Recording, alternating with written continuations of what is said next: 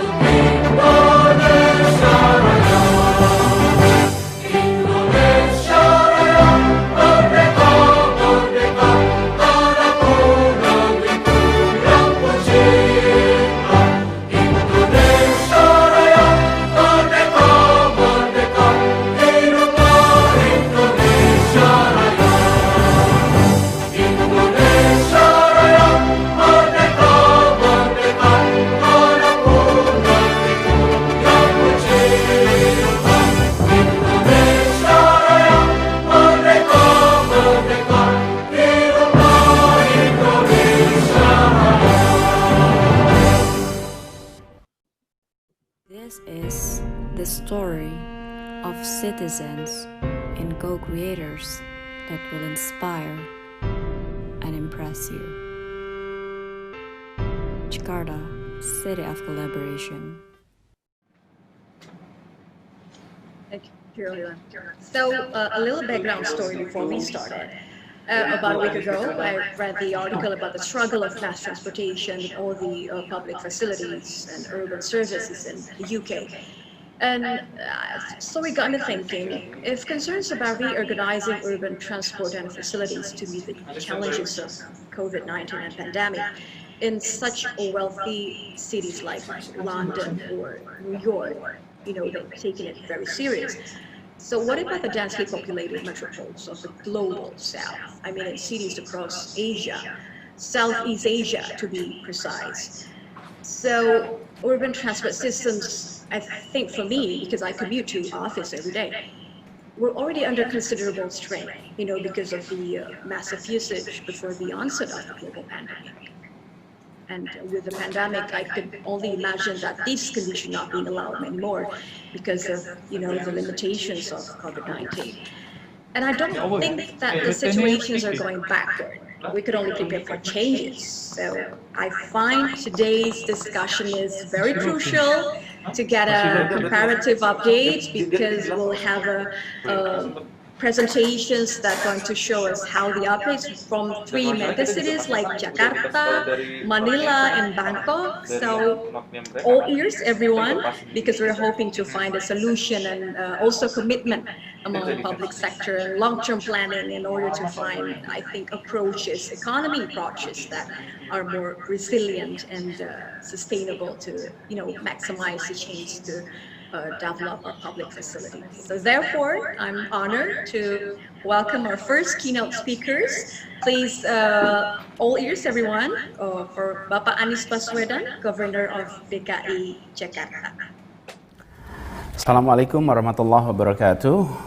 Good morning everyone.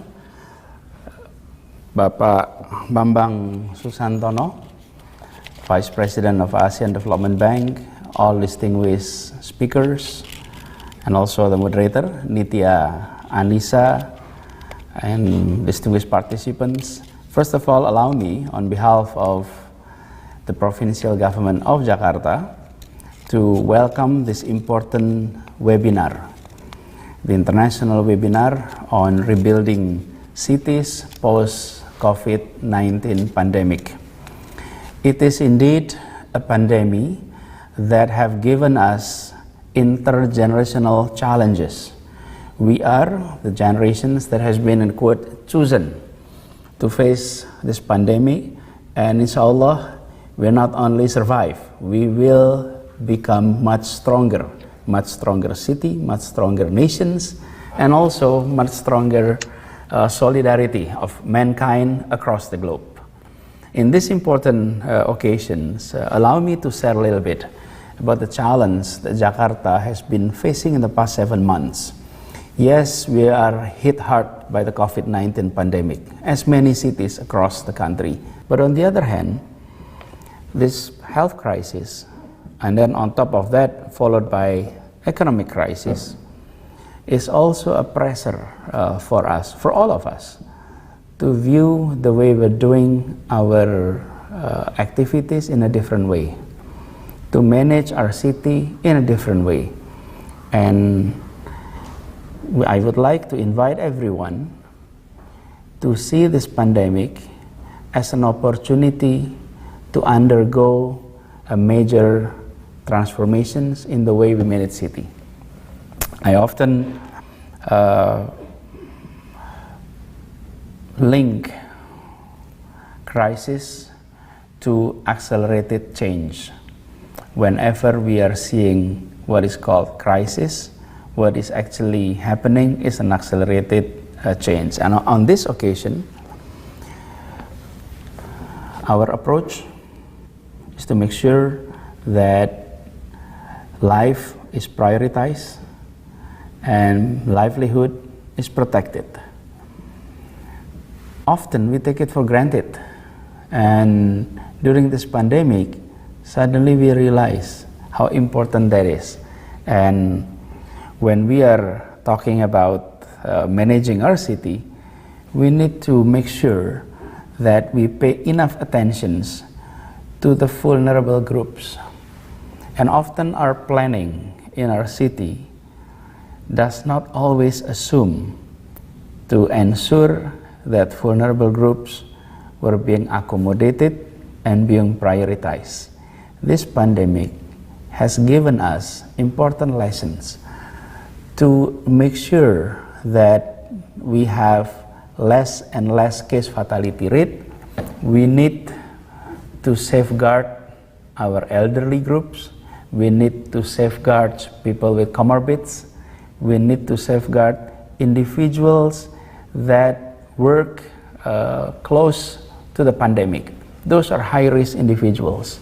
And we were educated through this pandemic how important it is to have specific measures for these groups. Now, as we manage city, we must always assume in our planning in the futures that there are vulnerable groups that will need attentions, that will need extra measures for facility, for protections.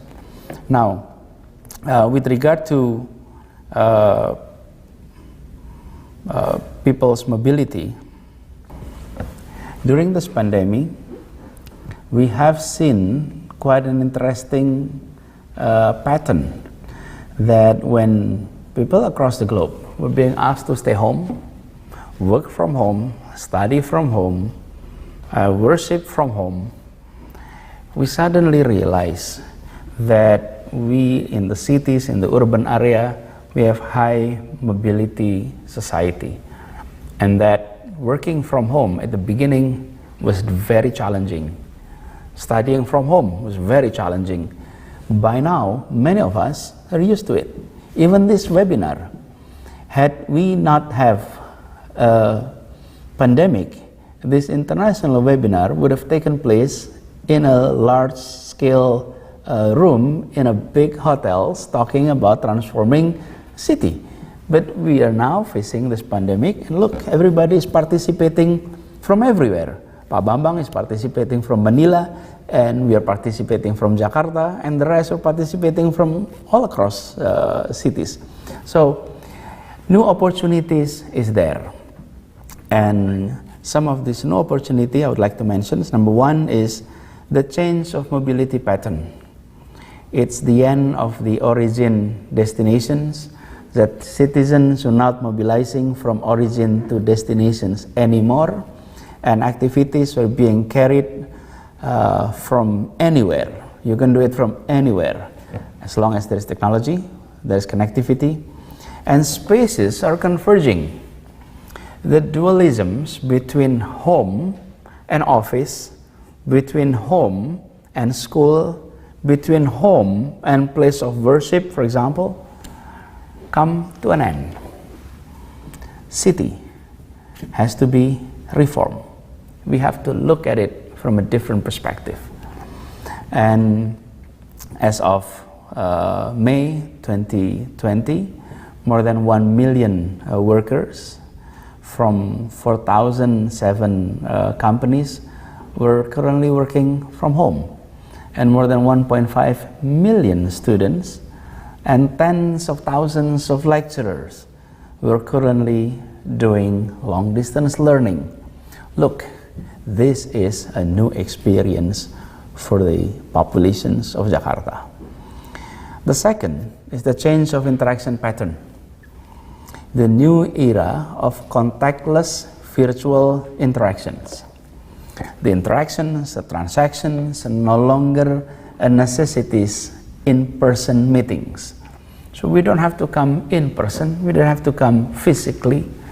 Adoptions of new technology is rapidly increasing, opening up new opportunities for more diverse and global collaborations between cities and citizens, among citizens and between cities. I have been attending so many mayoral meetings during this pandemic. Mayor, governors across the globe were sharing their experiences, sharing their approach, and we're learning from one another. This is a new era of contactless virtual interactions. We mayors and governors have annual meetings, and the annual meetings were circulating from one city to another. It could be in Latin America, it could be in East Asia, it could be in the Europe. And yet, today, we're doing these meetings from our office. And everyone is doing the same thing. So, this is also an interesting situation. Now, during this time, actual economic transition is, yes, indeed, it experienced contractions. However, the number of digital transactions have increased significantly. During this large-scale social restriction period, digital transactions in Indonesia skyrocketed by 64.5%, and the digital growth is around 37.4%. It shows that yes, we are moving our economy into digital, into contactless. We need to anticipate this, and part of the anticipation is to make sure that small and medium enterprises were able to compete. This is a challenge. In the past, when you have a small shop in a neighborhood, you can rely that your community is your buyer, and that people come and purchase. Sometimes they bargain at your shop. Now, your community is able to compare prices. So they no longer only have one choice of coming to a neighborhood store, but they can come to their cell phone, look for specific items, and able to compare prices, and it may be delivered in a matter of hours. That is a challenge for our small and micro businesses, because sometimes their economic scale is not large enough that they cannot get too small of a margin. And in the online business, large players is able to sell in a larger scale, obviously, and smaller margin, but able to compete on quantity. So we need to find ways to make sure that these transformations, the contactless transaction, is also enabling our small and micro businesses. The third point that I'd like to share here is the change of activity pattern. There's a new freedom in time and space. People are now free to bike early in the morning before they go to work, or sometimes going to work with bicycles. And in Jakarta especially, we're experiencing mushrooming of cyclists. The population is just adopting new way of doing their exercise by using bicycles, and also adopting it for transportations. We have been campaigning, I've been campaigning on using bicycles, and now it is picking up momentum. It gained tractions, and that we have the atmospheres that allow us to ride bicycle to work, and the general public accept it as new norms. So we are now free to decide where we work, where we learn, where we play, and we can also doing all at the same time and on the same place. It is a new freedom. So we're looking at the data from Ideas 2020. Around 11.3 million workers in the Jakarta area have been able to practice flexible working system, and the number of cyclists in Jakarta has increased not by small percentage, but by 1,000%. That's data by June. I imagine by the end of the year, we will be seeing much larger number. Now, what about the city? Let me talk about the future of our city. Jakarta is a city around 500 years, and this pandemic presented us a chance to reset some of our economic approaches in a way that maximize the chances of developing more resilience and more sustainable approaches to globalizations. I'm quoting from the World Economic Forum 2020. This is an opportunity that we must take into account.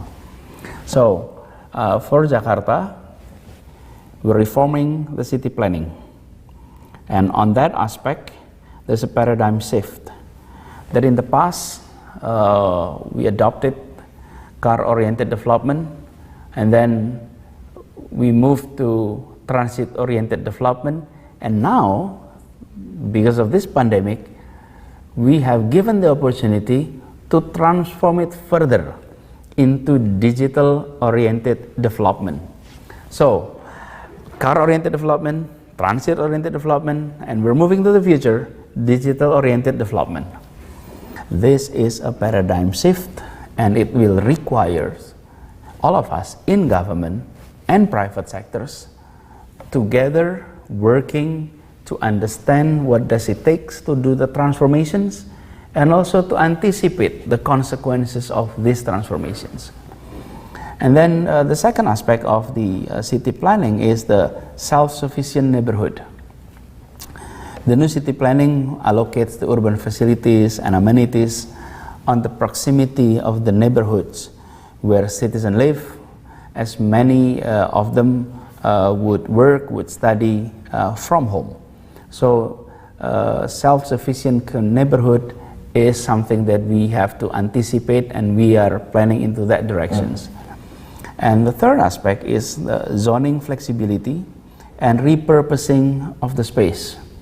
As the pattern of mobility and the use of space is changing, and it will be more unpredictable, and for some reason it will be more fluid, and Jakarta will depart from Euclidean zoning toward a flexible and performance-based planning approach. So these are three shifts that we will be undertaking. The other aspect is on accelerating digitalizations.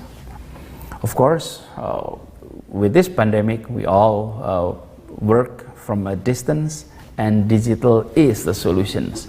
So part one is enhancing digital government services. The one-stop app services, it's here in your cell phone. Please download if you have not downloaded, and it's called Jaki. Jaki stands for Jakarta Kini, Jakarta Today, Jakarta Now. That's Jaki. And these applications you can download on any platform of your cell phone. Provide almost all government services, including the regular updates of our combat against COVID-19, all informations, all features, and it also take reports, complaints. If you are seeing any of us doing violations, take pictures, report it to us through these applications. This has made us more responsive to citizens' need. We in government need to be responsive, and we need the tools to make sure that we hear you. We wanted to listen, but if there is no channel that enabled the public to reach us, and there is no way we can be responsive, even though we would like to be responsive. So by having these applications, that enhance digital services, we're able to do that. And then the other aspect is, it also changed the way government works. E-government, digital-based business processes, enterprise resource planning were being adopted. Yes, Jakarta has adopted e-government for some times. So this is not new. But having this pandemic has given us the benefit of being a head start on e-government, that our business process is continuing, and that when you look at government spending of provincial government across Indonesia, Jakarta is always the highest. And part of the reason is because our system has been digitalized, and we're doing e-catalog, we're doing e-purchasing, we're doing everything electronically. So e-government has been with us prior to the pandemic, and when the pandemic hit, we realized the importance of that. And then exploring digital-based new revenue stream, data and digital transformations, digital infrastructures to intensifying and potential revenue objects. So on the other hand, we're seeing this new revenue stream that we had not seen in the past. So, but on the other hand, we also must anticipate some of our traditional revenue maybe going down. For example, Jakarta has been enjoying its role as the capital city, and therefore national meetings, international meetings were taking place here in the city. But during the pandemic, that dropped significantly. So hotels, restaurants were experiencing vacancies that they had never experienced in the past few decades. Now, the other aspect that I'd like to share is we would like to eventually able to reach a sustainable and much more livable city. And we were given the opportunity to taste what it's like being in a sustainable and livable city. During the large-scale social restriction measures, we experienced best air quality for years. During that period, blue sky is our norms.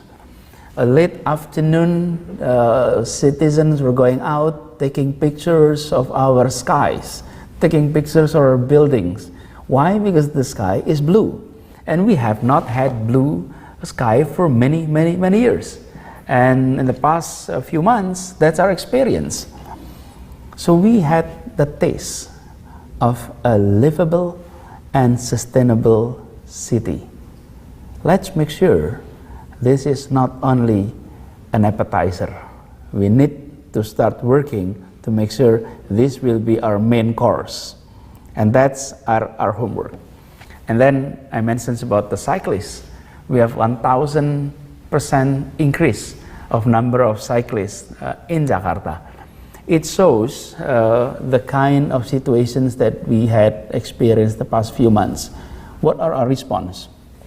Number one, we have built 97 kilometers of lanes dedicated only for bicycles, and bike sharing spots now around the transit area. Number two, station makeovers and integrations are there, and low emission zone plan is adopted. Number three, we initiate installations of solar panels in government buildings. We have started with around 13 government buildings and more to come. We hope to reach a number around 5,000. And then active emission tests, promoting urban farming practices, and all of that were opportunities that open up because of this pandemic, and all of this were moving us into the directions of sustainable and livable city. And on this opportunity, allow me to share with you some of our paradigmatic approach on how we manage a city. A city often experiences transformation. So is Jakarta. We are going through stages, and the conceptual framework that we are adopting is a framework built by Marcus Foth, professor of urban informatics at Queensland University of Technology. And we're quoting from his work that we would like to transform our city, in the quoting from him, City 4.0, that's where we would like to reach. The stages to go to City 4.0 were along this line. City 1.0 is a place in which the city government serve as administrator and the people serve as resident. That's City 1.0, resident and administrator. The City 2.0, which is a step further, is city government serve as a service provider and the people as customer, which is one step of upgrade, because people were being seen not only as resident but also as customer. But the third is when the city government is as facilitator and the people as participants. This is what's called City 3.0. Now, the directions we are heading, and we have been able to reach this approach in some of our activities, is a City 4.0, in which us in the city government as collaborator and the people as co-creator. The relationship is also shifting. In the City 1.0, the relationship is more government doing socializations of their policy to the people. In a City 2.0, government is doing consultations to the people, but the people are not participating. In the City 3.0, there is participation there, but there is no collaborations. Each were doing on their own. The City 4.0, the people as co-creator, the government as collaborator, and the relationship is collaborations. That's what Jakarta has been doing in the past few years. And we're welcoming participants. So if you see some of our breakthrough on public transport, many of those breakthrough were ideas from the general public, presented to us, we adopt it, we collaborate, and then we implement it. And when we implemented that idea, we always share to the public that this idea not came from us, but this idea came from such a group A, B, C, and so forth. And the idea is to make sure that us in government able to borrow ideas, breakthrough that often us in government fail to see. And the public who are enjoying the city on daily basis, who are working on the city on daily basis, they have perspective that us in the city government often overlook. And that's why collaborations has been key, and we will continue to do that. So this kind of webinar is also an area in which we benefit a lot. We learn, and if we think it's something that we are able to adopt, enhance, and benefit the public, there is no hesitation whatsoever on our side to welcome the idea, to adopt the idea, and to implement the idea. So we do hope that through these seminars, through this webinar, we will be able to move into that direction much faster, more sustainable and livable city. And the approach is the approach that is collaborations between the public and the city of Jakarta. Now, with regard to the prototype of the Future of Jakarta, the transit-oriented development districts, where we have assigned a few, the Duku Atas, TOD, and then the Istora Senayan, the Block M, and the Lebak Bulus. These are 4 areas in which we are adopting a collaborative development scheme. The city government serve as regulator, and then the MRT of Jakarta serve as the master developer, and the landowners serve as co-developer. In this area, we will be having compact and misuse development. We'll be seeing intermodal interchange. There will be affordable housings. Obviously, there will be a green space, bike lanes, sidewalks, easement, and this is an opportunity in which we translate our ideas that we have been discussing and we have been comparing to various different places to be adopted here in Jakarta. So I would like to invite, and we're welcoming ideas, we're welcoming breakthroughs that we may be able to adopt in this for transit-oriented development districts. These districts will mark a beginning of New Jakarta. You will be seeing a different side of our city. And given the opportunity that we were presented, that we have gone through pandemic, we have taken into account some of our experiences while we're going through this pandemic. So these 4 districts is an area which I'd like to invite experts, people of interest to share ideas and treat this as a canvas that share your paintings with us. And this is the opportunity that I'd like to invite everyone to get involved. During the pandemic, we experiencing hardship.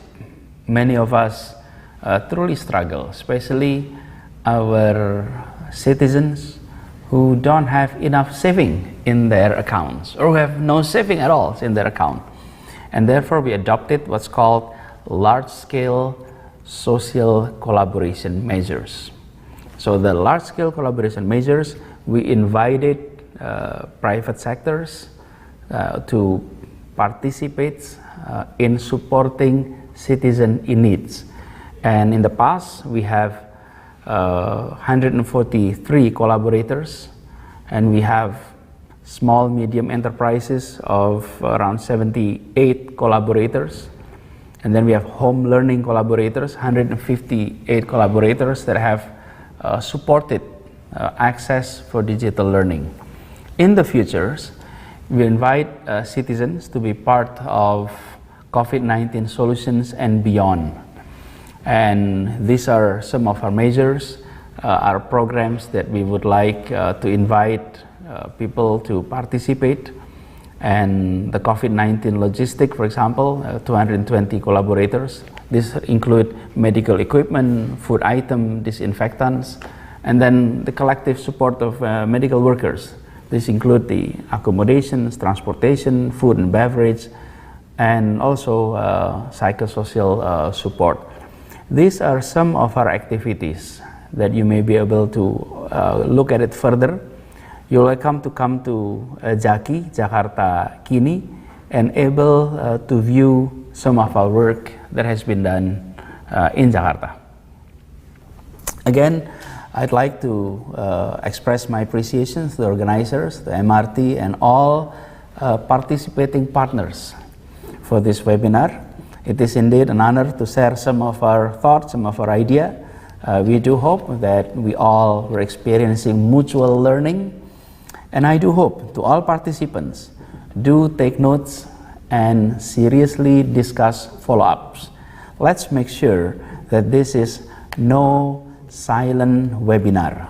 Let's make sure this is an active, lively webinar in which everyone is able to share ideas, ask critical questions, and demand follow-ups, so that we truly able to take advantage of this digital exchange of idea.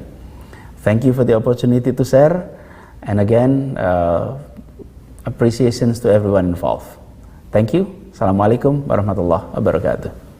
This is the story of citizens and co-creators that will inspire and impress you. Jakarta, City of Collaboration. Mute. Thank you very much, Bapak Anies Baswedan, Governor of DKI Jakarta, to enlighten us with what the city has planning to do. I think the questions arises. I've seen of the comments, chats, and questions from the participants. I think the most question is like, if the weeks and months ahead will see the relaxations of restrictions and movement in the country, how can an urban transport system, how can an urban public facilities in the, not only in Jakarta, but also Southeast Asia region be reorganized and reformed? I think that's the question that we're going to discuss today. As Pak Anies, Governor, said that it's not a silent webinar. I'm inviting all the participants to write your comments, questions, and I'm gonna select it and read it after all the speakers finish their presentations. So aside from health issues it has brought, I think the COVID-19 pandemic, it is indeed an opportunities. So I would like to hear what this international webinars could brought some kind of sustainable solutions. So therefore, I would like to invite our next keynote speaker. Please welcome Bapak Bambang Susantono, Vice President of Asian Development Bank. Good morning, Pak Bambang. A very good morning. Greetings from Manila, Nitya. I see. I hope you have a great morning in Manila also.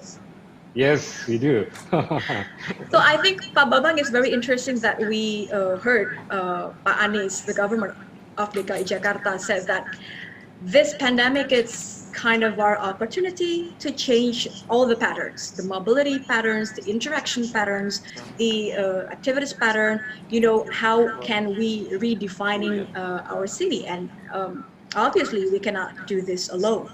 So what are your thoughts about this?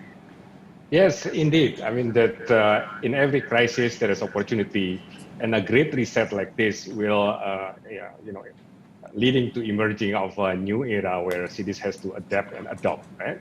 So let me start by honoring, I'm very honored to be part of this webinar on rebuilding cities post COVID-19.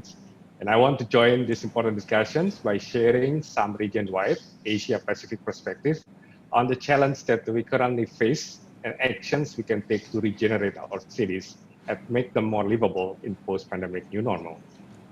Today's city face many challenges. These include rapid urbanization, infrastructure deficits, increasing climate change and disaster risk, aging society, and emerging threats like terrorism and cyber attacks. COVID-19 deepened these challenges, and it shows just how fragile the old normal was. The virus found a natural incubator in the urban environment. More than 90% of confirmed cases occur in cities. The urban poor thus become particularly vulnerable, not having the financial means to ward off its impact. In developing Asia, where most of them work in the informal sector, with no savings or social protection as a safety net, the lockdowns made it impossible for even their basic needs to be met. Many national governments, as we know, did help with emergency stimulus packages, with supplies or cash distributed through local and city government. Beyond this, local authority needed to devise urgent and decisive policies to increase everyone's safety from the virus. Such actions were extremely critical in a densely populated area with much higher chances of spreading the disease. So if I may have the next one. Yes, that's the slide. To set the scene, let me first describe trends of urbanizations in the regions. We all know that urbanizations, especially in developing countries, is one of the most significant global trends that will define the future. Asia and Pacific is home to more than 56% of the world total populations and 54% of the world urban populations. It is the fastest urbanizing region in the world, as can be seen from the chart. The region has some of the most populated and densest cities in the world. 20 of the 33 global megacities, or those with a population of 10 million or more, are in Asia. And since the year 2000, there were 36 cities in the world that grew more than twice as fast as the global annual average rates of 2.4%. 20 of the 36 cities are located in Asia, with 17 in the People's Republic of China. So there is also significant change happening in urban footprints. They are going beyond an individual city administrative boundary, like Jabodetabek. The agglomeration of urban area, including peri-urban areas, economic corridors, and city regions require coordinated governance, land use, and infrastructure planning, which are generally lacking in the regions. Now, COVID-19 has become the most urgent crisis of our time. It has affected the normal life of citizens, disrupting their routines and causing them severe physical, social, and economic distress. In Asia and the Pacific, the poor and the vulnerable people in cities are the most adversely affected by this pandemic. So most cities in ADB developing member countries face inadequate urban services and deficits in basic urban infrastructure, such as transport, water supply, sanitation, wastewater, solid waste, energy and telecommunication, and also social infrastructure, such as healthcare, education, public and community facilities, and affordable housing. Already a huge challenge before COVID-19, this lack of adequate urban services has placed outbreak-affected areas at a greater disadvantage due to disruptions in regular operations. We also see intensified impacts on vulnerable people. They include slum residents, pavement dwellers, squatters, homeless persons, informal sector workers, and migrant workers. Cities with high-density environment, informal settlement, and slums face high exposure to the risk of COVID-19. Thus, the urban poor and the vulnerable face dual challenges, from increased probability of getting affected by the disease and from reduced livelihood due to economic restrictions. Vulnerable people who live in overcrowded, unsafe, and unhealthy conditions also find it difficult to comply with the prescribed social distancing measures. Their problems are made worse by substandard housing and a lack of access to water, sanitation, and hygiene facilities. So also we know that local government are the forefront of tackling the crisis on the ground.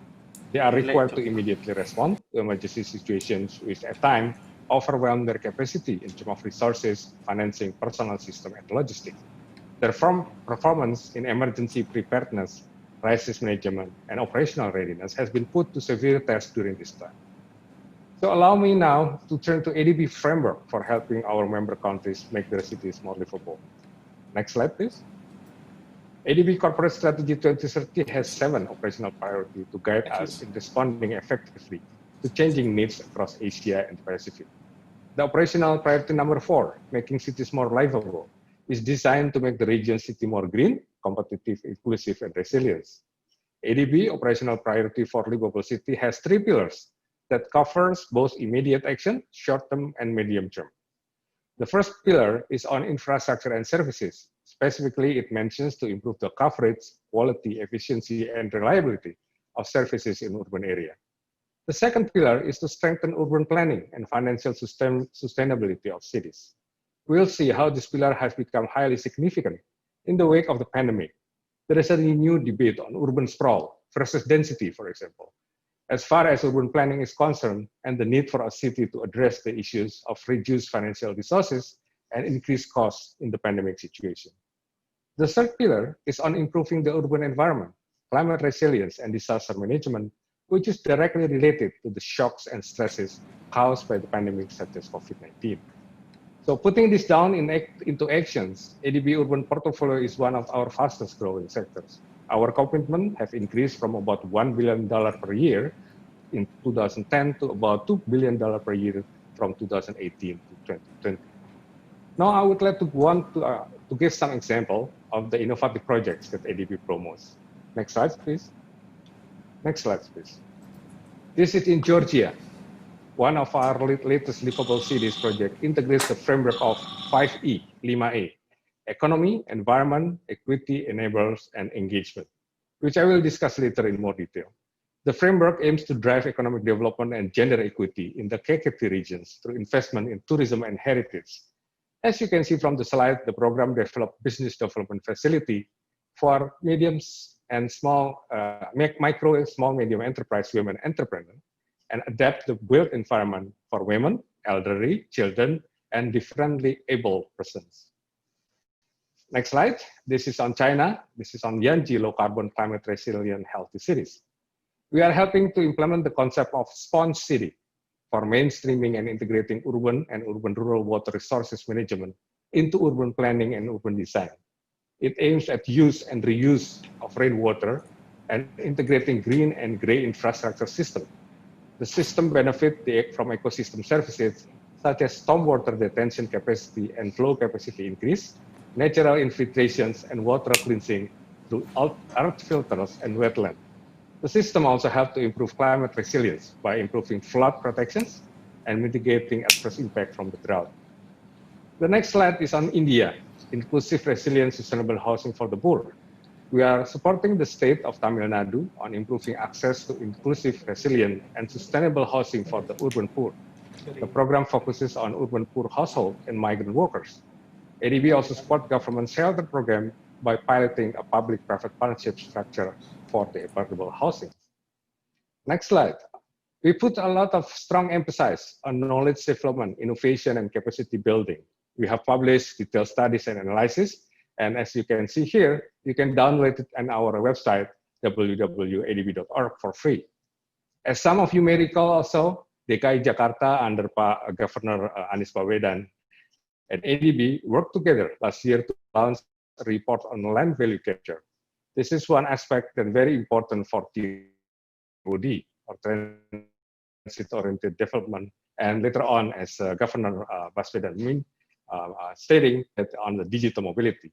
The report includes the case studies of the 3 megacities, Jakarta, Bangkok, and Manila, and provide policy recommendations on how the methods of land value capture can help fund sustained urban transit investment. I think you will hear more in the panel discussion how these 3 megapolitan cope with COVID-19. Recently, ADB also published a guidance notes on COVID-19 and transport in Asia and the Pacific. It aims to provide a common framework on our work in creating a more inclusive, sustainable development amid the pandemic. So in this context, let me discuss the livable cities in post-pandemic new normal. To help countries effectively deal with the immediate socio-economic damage of the COVID-19, we published a guidance note that outlines our recommendation for the new normal. The note is based on the core principle of ADB operational approach to urban development through the framework of 5E that I mentioned earlier.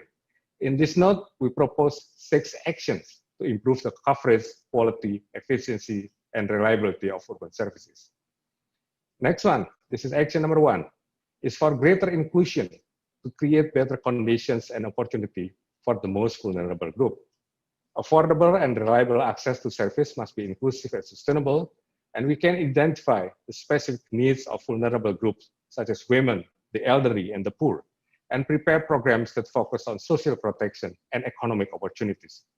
We can also make core urban services available to vulnerable people at the same standards available to the general populations. This requires both adequate resources and the mechanism to create jobs and boost livelihood. In addition, cities should work on providing private sector incentives that help finance innovations and deliver services more efficiently. Action number 2 is to provide cities with better urban services and infrastructure using higher technologies and digital solutions effectively. Digital solutions in smart city enable e-governance, as also being stated by the governor, by providing platform to improve accessibility to government services, increase accountability and reliability, and facilitate participations in urban planning and governance processes. Digital technologies such as Earth observations and blockchains for land registry can also help strengthen domestic resource mobilizations through better land management, value capture, and efficient taxations. So along with this tool, cities also need to develop comprehensive policy and regulatory framework on data governance and privacy. Action 3 involves revisiting urban planning system to strategically incorporate the lesson from COVID-19. It is essential to develop an integrated and coordinated approach among government agencies. For example, analyzing and assessing the optimum urban density for various land uses can be coordinated between the national and subnational government. Cities can find or re-identify the open and green spaces in collaboration with all stakeholders. Public spaces, like there are necessity for people's physical activities, therefore making them available is part of the bigger plan for innovative land and infrastructure development. The fourth action is to strengthen the financial sustainability of cities and increase the governance capacity of various stakeholders. These actions require fiscal strategies that enable cities to maximize revenues and optimize expenditure. Cities must work with national government to develop regulatory system and mobilize the financial support needed for urban and social infrastructure. In this respect, success stories from cities around the world in responding to the COVID-19 crisis or other disasters can be helpful. However, such coordination should not be limited to government bodies only. Partnership with the community-based groups through public-private people partnership are also essential to improve service delivery and ultimately to build the capacity of citizens. Under the new normal, we are reminded of the importance of building healthy and environmentally sustainable cities. This is the fifth recommended actions. Together, we can develop principles specific to each locality that define how to keep cities functioning in case of an economically disruptive event. Cities will need to do health impact assessment, prepare age-friendly plans, and conduct system thinking on what constitutes a healthy and environmentally sustainable city. For example, we need to promote energy efficiency to reduce demand for conventional energy sources and increase access to heating and cooling services for vulnerable groups. There is also a need to review processes for applying risk-sensitive land use management, nature-based solutions, circular economy, and low carbon practices. Finally, Action 6 address how to build resilient cities, cities that can absorb shocks and stress due to pandemics, disasters, and climate change. Under the new normal, we need to think systematically about what makes a safe and resilient city, and then mainstream this into urban governance.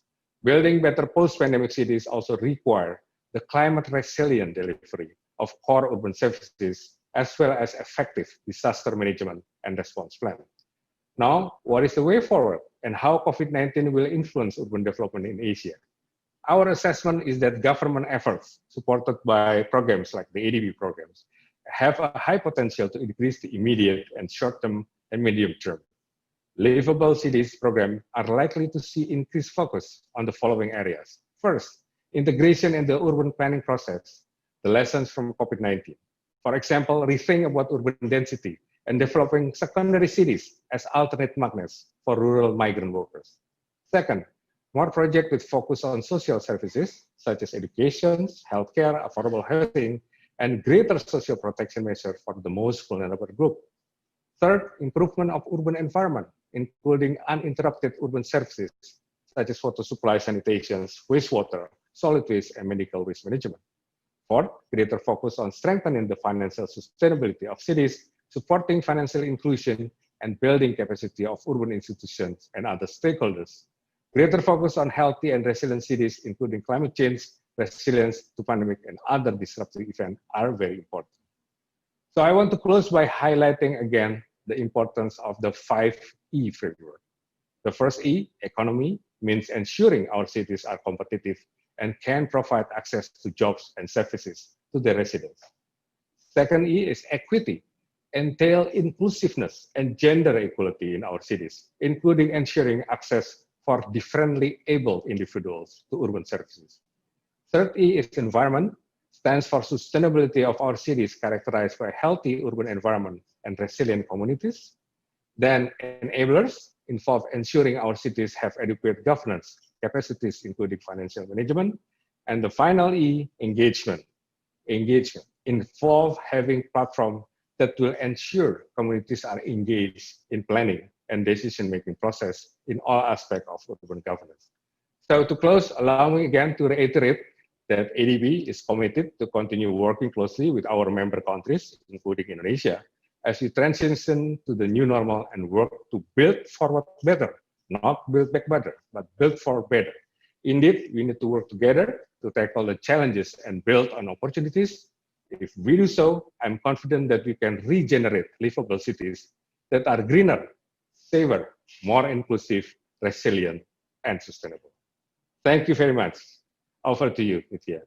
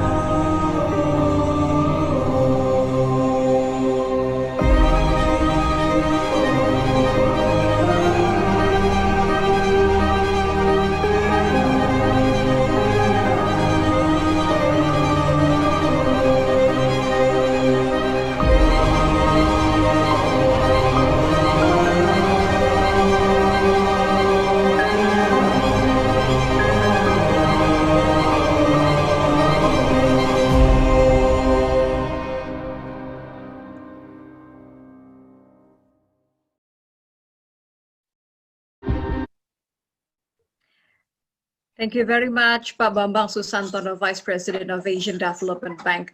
I hear you loud and clear. I think if the question is more about what's in months ahead that we will be expected, I think I couldn't agree more that strengthen financial sustainability. I think it's very important to build urban facilities that also sustain, that I quoted from you.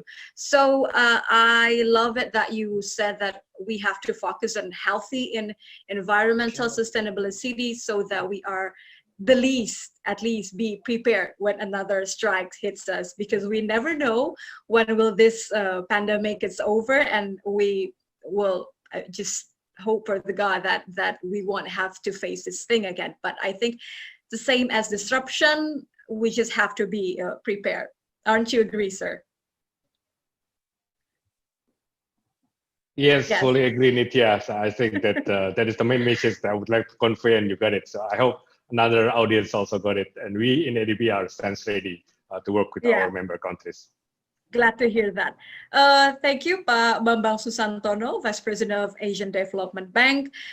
Before we start this, before we hear our panelists, I would like to ask all of us, the participants that join on the Zoom application, let's take a group fee moment to spread the positivity vibe. I think we need us during this pandemic. So I would like to invite all of us, all the panelists, put the smile on, because there's all the positive vibe today. So strike a pose. I'll be count from 3 to 1, and then let's take a group fee moment. Okay, everyone's ready? Dasha ready? Mr. Kelly, are you ready? Mr. Hideaki, are you ready? Okay. I'm gonna count down from 3. 3, 2, 1. Group fee. Okay, thank you very much. So I would like to remind all the participants once more that I'm gonna select it and read your questions after all the speakers is finished their presentation. So without further ado, I would like to invite our first speaker, Bapak Amin Subakti, Chief of Governors Delivery Unit of Jakarta Provincial Government. Good morning, Pak Amin. Good morning, Nitya. It's really nice to see you, although we're not really in the same room, but I think it's the beauty of the pandemic, right? I mean, we're developing some skills to be discussing this while we're not at the same room. Yes. So I would like to read us some of the Pak Amin CV. So Pak Amin, I noticed that you serve in various roles in the public sector, notably as director at the Indonesian State Electricity Company, PLN, and also you were senior economist at the World Bank, and as chief financial officer at the Indonesian Post-Tsunami Reconstruction Agency. So I think you're going to talk more about how we're going to find approaches that are more resilient and sustainable, because I think what we're looking for is the chance to develop our public facilities post-COVID-19. So Pak Amin, I think we all agree that public transport must adapt to a new normal. I mean, in the wake of this pandemic, we need the technologies, and we need to, change the considering of unsafe public transit. And some of the people may say that public transit in Jakarta during COVID-19 is not bouncing back as quickly as the use of private vehicles, for example. Most of us are going cycling to work or even walking everywhere. So what I'm asking you is, what kind of strategy, what kind of approaches that we have to deal with post-COVID-19? Yes, thank you, Nitya. I think that question is very relevant, what we are doing in the Jakarta capital city government. And then previously, Pak Governor has mentioned about the opportunity, the structural changes that happened during the pandemic COVID, as well as the broad strategy and the response to address the challenge that emerged during the post-COVID-19. And then I'll be speaking actually more from the specific policy instrument to implement those kind of strategy that has been outlined by the governor. So if I may show the slide, for example, just jump to the, Sure. yeah. This is what the governor has mentioned before.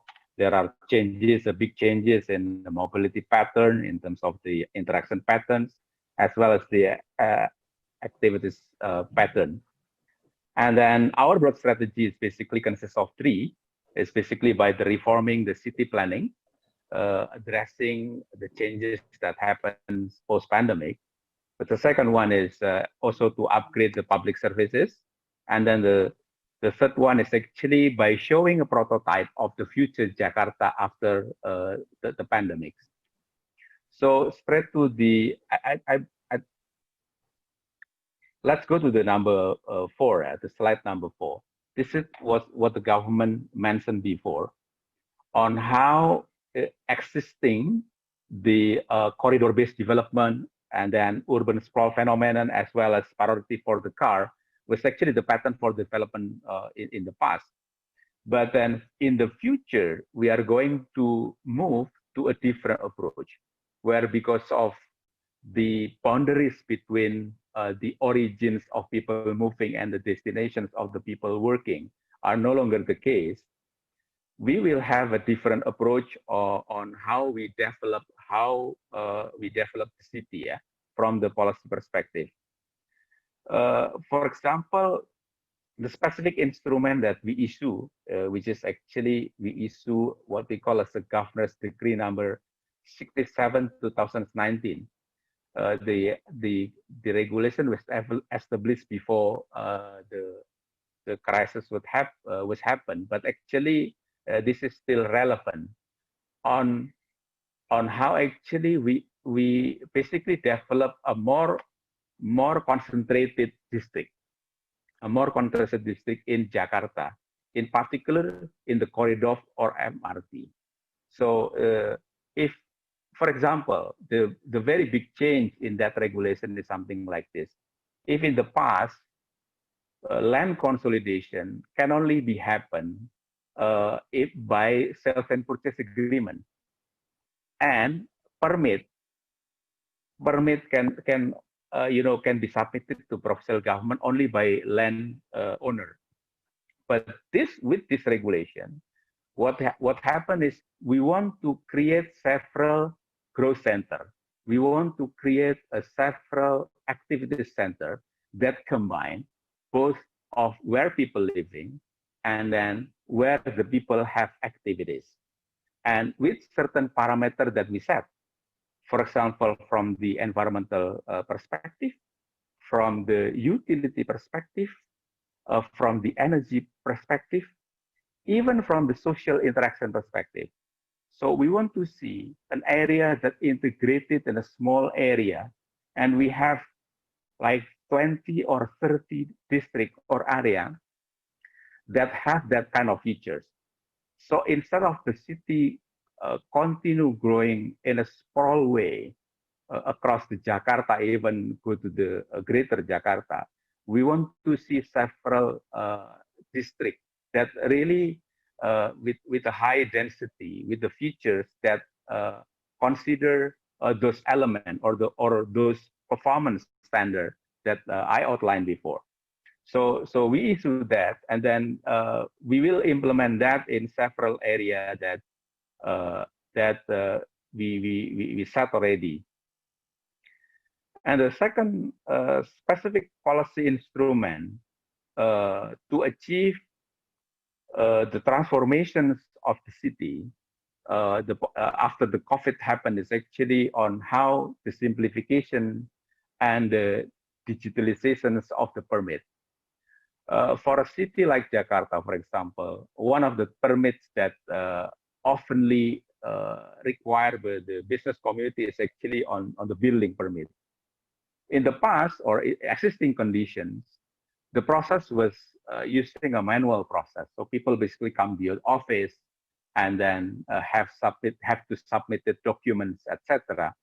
But then we are now developing a process which is based on digitalization process using an IT base.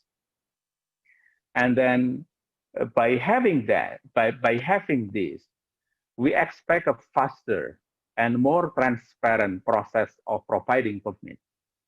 So even in our design of the building permit, for example, if in the past to obtain one permit may take more than 300 days, to be precise, it's 360 days. So in the future, by having this digitalization in place in terms of the acquiring or building permit or the business permit, actually we'll be able to decrease the permits to the 57 days. So this is a very big change that we want to apply, so that people can actually respond to the pandemic faster, because the pandemic, as previously discussed also by the previous speaker, has an element of economic impact, severe economic impact. So another way of another example of or specific policy instrument that also we have been doing currently is actually on how the provincial government of Jakarta expanding the free internet access for all. Currently, we've been building more than 9,000 new public Wi-Fi spots accessible for free in the public, including in school buildings, government buildings, park and community centers, to make people are more and more proficient in terms of using the IT. So it is a must. It's a must that in the future the use of digitalization should also be take into account every layer of the people, all of the people from the various social aspect of the Jakarta. And then the last one is policy instrument is one thing, but seeing how that policy translated in prototype so that people can imagine how the Jakarta will look like in the future is very important. So in this case, the provincial government have already issued a district level of spatial zoning proposal, which previously mentioned as well, that MRT is basically designed as the master developer and then supported by other collaborators. The other collaborator, the landowner is the co-developer. So by having that, what we want is actually to develop a district without having it in a consolidation in terms of the ownership. But amongst the co-developer, they can work together each other so that they can create a district, a sub-district that more livable, as Pak Babang Susantono previously mentioned about livable district with several parameters that are favorable for the future. So, and then the last point is actually another examples of how we do the prototyping to imagine the Jakarta in the future is by implementing the low emission zone. We have set the Jakarta, in particular the inner Jakarta, as the low emission zone, and then we complement that by having several policy instruments to support that. For example, to limit the car that enter into Jakarta, we implement the odd even policy, and then we are also currently building and in the latest preparations of implementing the ERP, so that's another measure. And then the other one is actually on how we will increase our parking tariff so that people then are encouraged to move to the public transport as well as to the economic, environmental friendly transportation like bike and also others. So, and then we set several area, even smaller area like in Kota Tua as the examples of the low emission zone in Jakarta. And one last point that I want to mention is today we cannot do it everything by ourselves. So we have issued a platform, what we call it the Jakarta Development Collaboration Network, where everybody basically can participate to develop the Jakarta. And even we will have another international event on the 17th to 18th December 2020. Please mark your calendar. This is where everybody can show how they collaborate each other to develop the city, so that the city is more livable for us and also for the future. That's basically something that I can provide during this presentation. So I give it the time to Nitya. Thank you. Thank you very much, Pa Amin. I think I like the simplification that you mentioned about the digitalization permit. I think that's what we need to go, beyond the administrative boundaries.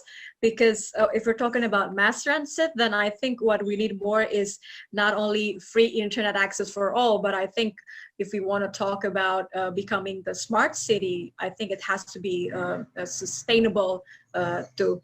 So I'm just have one more question before I continue to the next speaker.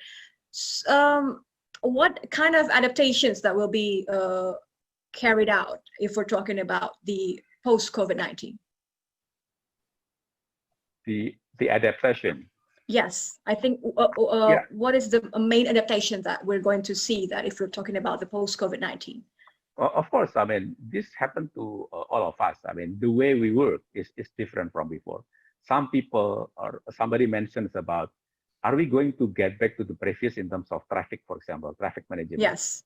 I don't think we are going to get back to the previous one, because now people are more adapting to working from the distance, working from home. So, just like we did today. Just like we did, we do today. Things will not be the same again in the future. The pattern that we are experiencing during the crisis now might sustain in the future. Okay, so I think the one thing that we have to put in our mind that there's no coming back. I think we're not going backward. It's just that we have to be prepared that everything's going to be changed. So I think it's we have to have the motivation to be prepared for what's coming next. Okay, thank you again, Pa Amin.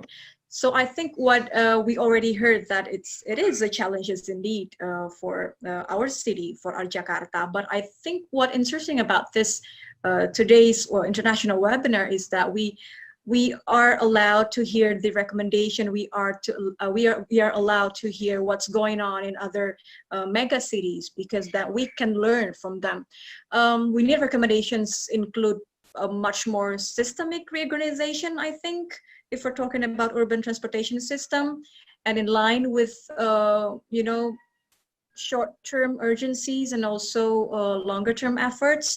So I would like to invite our next speaker and hope for comparison and hope for a solution of how capital city could use this pandemic as a momentum to rebuild the city itself. I would like to invite Mr. Hideaki Iwasaki, ADB's country director for Thailand. Good morning, Mr. Hideaki. Hi, good morning, Nitya.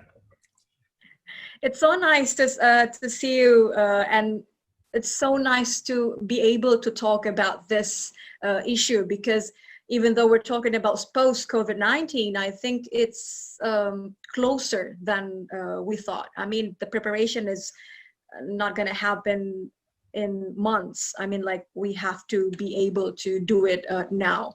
So I think looking at your expertise, Mr. Hideaki, I would like to ask what kind of strategies that we can use to develop the city to not a better economic only, but to, having a social and environmental that we can learn from Bangkok in terms of, preparing for post-COVID-19. Okay, Nitya, actually, that's a very difficult question. And actually, I was kind of doing soul searching and then looked at data. So this time I'll be talking a lot about what data tells us. I see. We need to look at data and see what is happening. And because I'm a transport expert, and some of the transport engineers would know that 10% volume difference would mean a lot of things in terms of the service level.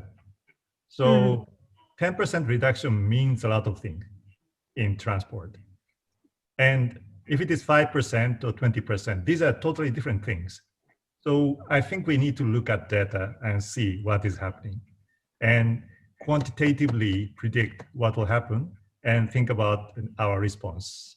This is very engineering approach, but I think I tend to, go for this approach because yes, of course, we need that kind of approaches, sir. Okay, so probably I will touch upon some of the points coming up using my slides.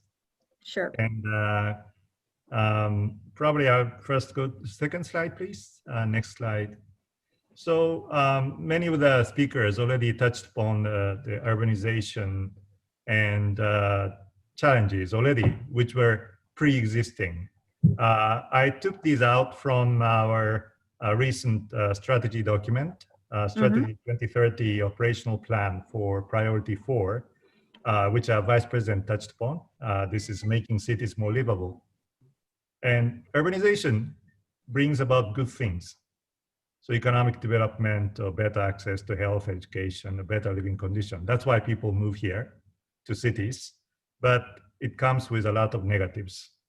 And again, a lot of people talked about this. So with this in our mind, let's see what is happening in Thailand and Bangkok. Next, please. So Bangkok, I'm not going to go into the detail of this because a lot of people know, but Bangkok is also fairly big in Thailand in terms of its function and also its size in the economy. And also it is the most visited city in the world before the COVID-19. Of course, this year, it's totally different. Everything changes. Yes. So, so this is Bangkok. And before going to Bangkok's situation, I just used one slide to talk about the overall in Asia Pacific, how people responded by changing their behaviors. Next slide, please.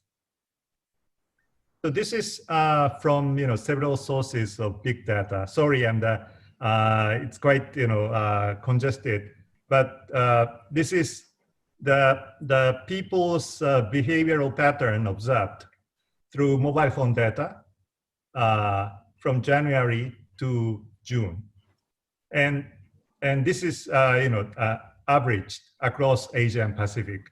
But overall, the trend is after probably March, many countries introduced restrictions, and because of that, the travel pattern changed, completely depressed.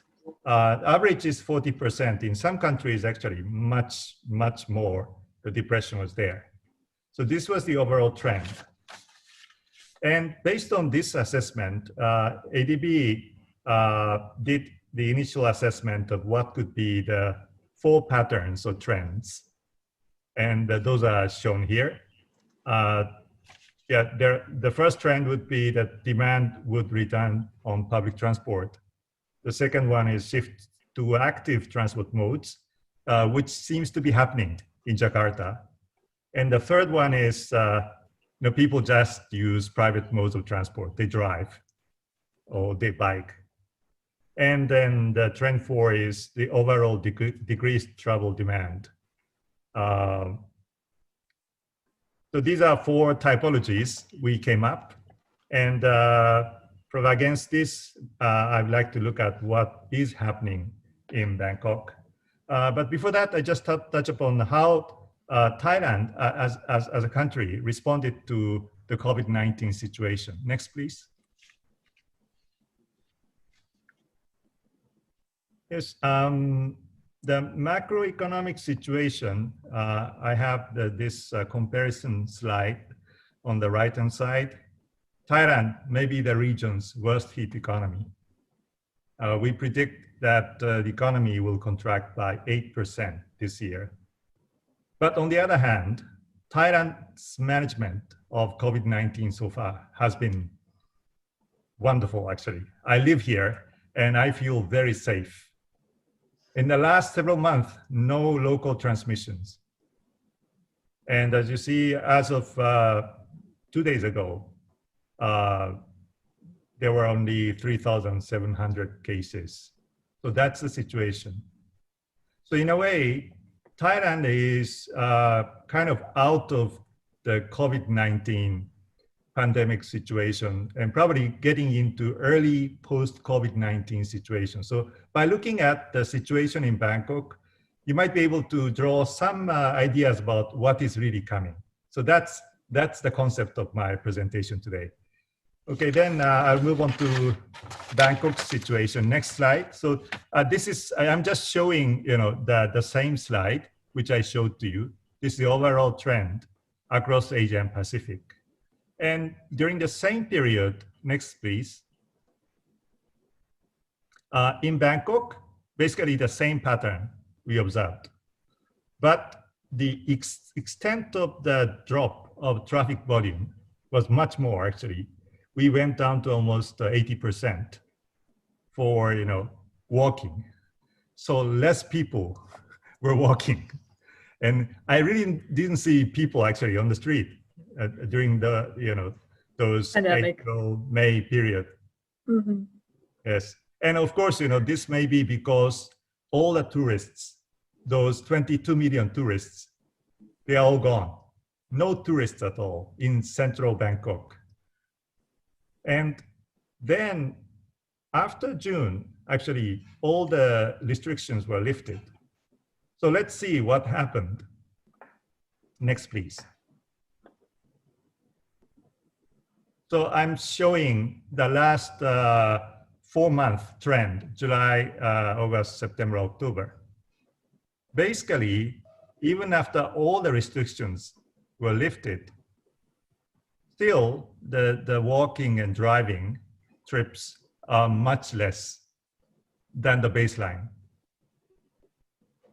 So that's what's happening now.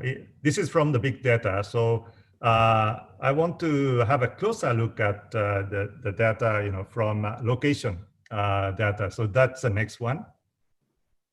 This gives more breakdown into, where you were actually.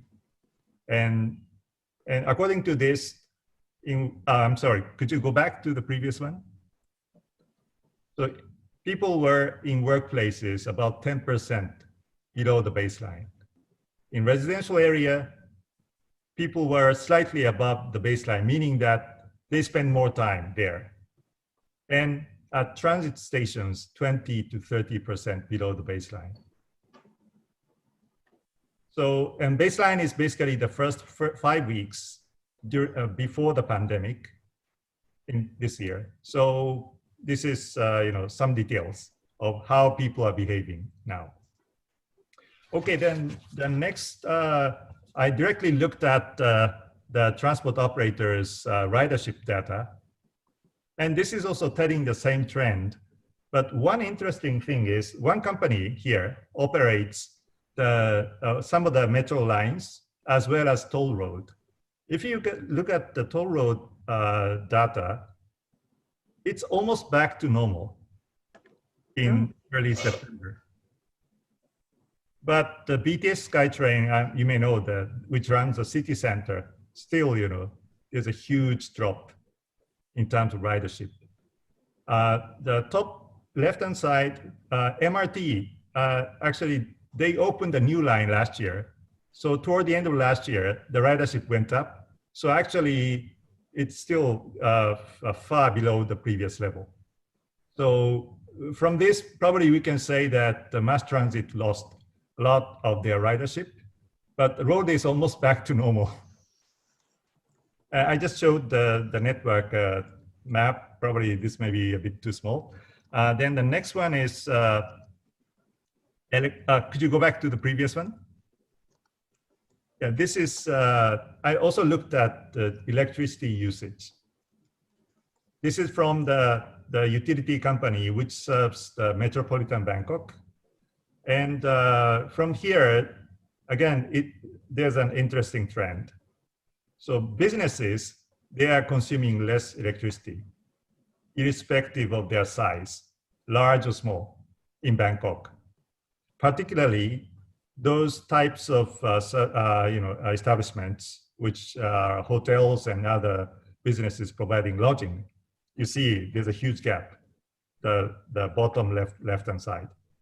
But the residential area, they are consuming much more than before. And that trend is still continuing. So this means that people stay home. Probably they need to turn on air conditioning. So yeah, they spend more. Yeah. They're hanging at their home. Yes. They're surviving at their home. Okay, then next, please. Probably from these data, I also tried to look at water usage, but unfortunately I couldn't get any timely updated data. So I just looked at these, but probably first, in terms of mobility or transport-related behavioral change, there were 4 typologies. So against those 4 trends, so typology, we can say that probably demand has not come back to public transport. Shift to active transport modes, at least in Bangkok, it seems it is not happening. Probably in Jakarta, it is happening. It is indeed. Yeah, and the private transport mode, highly likely this is happening. Just looking at the road traffic volume, it's almost back to normal. And overall, decreased travel demand, that is there. And it seems that after lifting the restrictions, still it's continuing. Okay, then next slide, please. So then also looking at electricity usage, probably we can confirm that the trends people talk about, people spend more time staying home and consume more urban services at home than at workplaces. So this may be the trends which can get from these data. And probably these are, for some people, good things.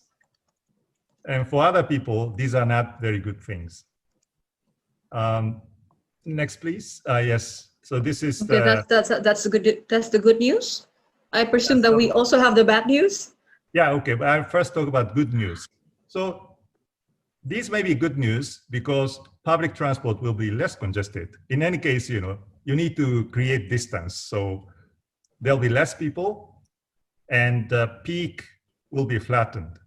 And again, as a transport expert, flattening peak is really something we cope with in planning urban public transport. So at least one problem already solved with this. And roads are still less congested, but that may go back to the previous state. I'm not sure. And overall, if people travel less, that means less environmental footprints, which is very good. And if available, infrastructure capacity in residential areas, if they are available, they may be fully utilized during nighttime and daytime, which is a good thing. Again, in terms of infrastructure service provision.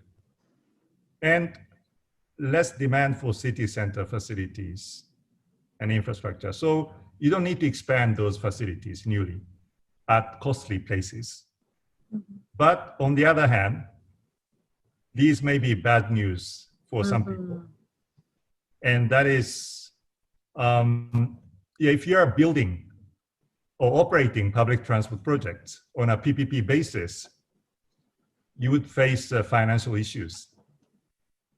And as I said, the roads may eventually get congested. I see. I think in Jakarta it's already happening now. I mean, we can see that trends right now. Yeah. Okay. Yeah. Actually, even in Bangkok, some streets are more congested. It's almost as the previous state. So I'm telling staff, not to travel during peak hours. It doesn't make sense. Good call. And also for businesses, less troubles mean less consumption, slowing economic recovery. It's not a good news. And also in residential areas, suburbs, actually in many cities, and like also in Bangkok, the capacity and the service level of infrastructure, they are not enough to deal with higher levels of demand for longer hours. So this will be an issue. And also city center facilities, if you're building big facilities now, but if the demand is suppressed, they will be probably sitting idle. So these are bad Mr. news. Hideaki, I'm sorry to interrupt. I would like to remind the 2 minutes left of time. Okay, yeah, I'm wrapping up actually. Thank you. I just talked about city situation, but I just want to show you some interesting data. One is housing price. After the COVID-19 started, condominium prices went down. This is whole of the Thailand, not only in Bangkok. And if we look at the province's electricity usage, SMEs, small and medium enterprises, their electricity usage went back to normal level already. And the bottom one, there are more people working in agriculture sector in Thailand. Okay, then I would like to move on to the last slide. Okay, so today I showed to you a lot of data, and it is still too early to recommend any concrete actions out of these. But here are some thoughts. And again, I would like to highlight that it's important to monitor and identify emerging trends using data and technologies, and they are available. So we should be continuing that. And we need to challenge the existing assumptions for urban development. What I mean is actually higher density and more demand is a good thing. That's the general assumption in urban development. And also coping with the negative effects of those. That's what infrastructure providers are doing in urban areas. But we may have to challenge this. And the primate cities, third point, primate city is the largest city in a country. Jakarta is important, Bangkok is important, but we need to look at secondary cities. Already some of the speakers mentioned, and rural areas. Because people move from there to big cities. And they may go back to those places, which seems to be happening in Thailand. And this kind of information sharing, lesson sharing would be very important. So I would recommend that this will continue. Thank you for your attention. Thank you very much, Mr. Hideaki Iwasaki, ADB's country director for Thailand, also experienced transport sector expert with works experience both in policies and projects. We can see that from the data. I think what can I summary that challenge the existing assumptions for urban development. We can consider the ever-changing responses to the pandemic by economy, by social sector, and of course in different geographical areas. So I think it is the recommendation, even though Mr. Hideaki mentioned that it is still too early to make concrete actions, but we can only be prepared, right? Okay, so I would like to move on to our other mega cities. We heard what happened in Bangkok, Thailand, and I would also like to hear what happened in Manila, Philippines. So I would like to invite our next speakers. I would like to invite Mr. Kelly Bird, ADB's country director for Philippines. Good morning, Mr. Kelly. Good morning. Thank you very much, Nitya, and thank you very much for inviting me to participate in this webinar, and I'm very honored. So thank you very much. In my talk today, I'm going to be talking about the Philippines experience with infrastructure. I will, and particularly how it's going to be impacted by the COVID pandemic. So I'm going to start with defining the problem, government strategy, and some in the audience may be aware of the Philippine government's build infrastructure program. Lots of projects. Lots of projects, and very timely too, given the health and economic crisis. I'll talk about how government's adjusting that for post-COVID, and also how ADB is supporting the government's build program in Manila. And I'll give some examples of what we're doing.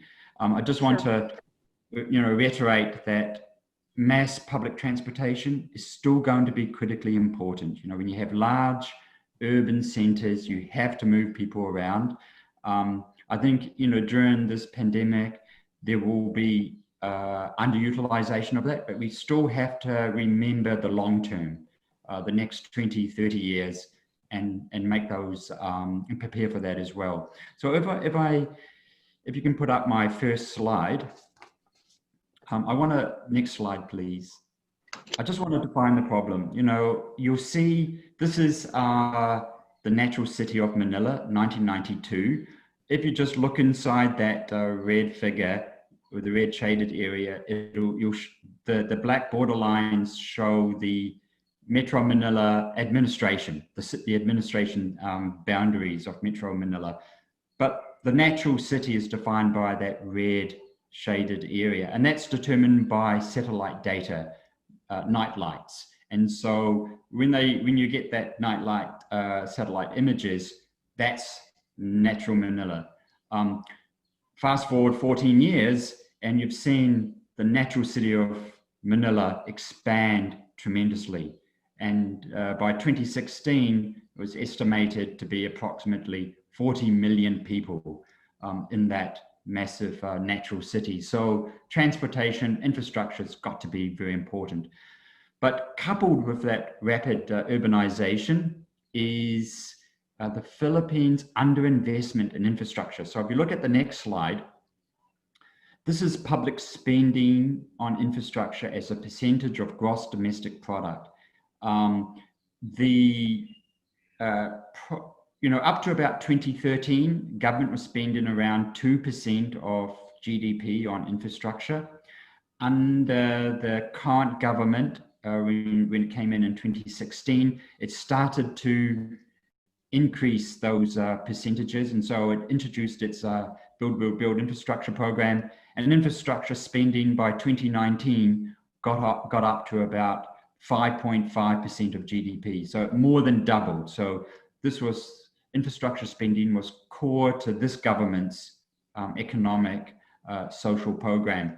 We do expect this year it to drop to about 4% because of the constraints on fiscal space, but next year the government plans to increase that back up to around 5.4%. So the government sees infrastructure spending critically important, not only, partly as a tool for economic recovery, but also to continue to address that underinvestment in infrastructure.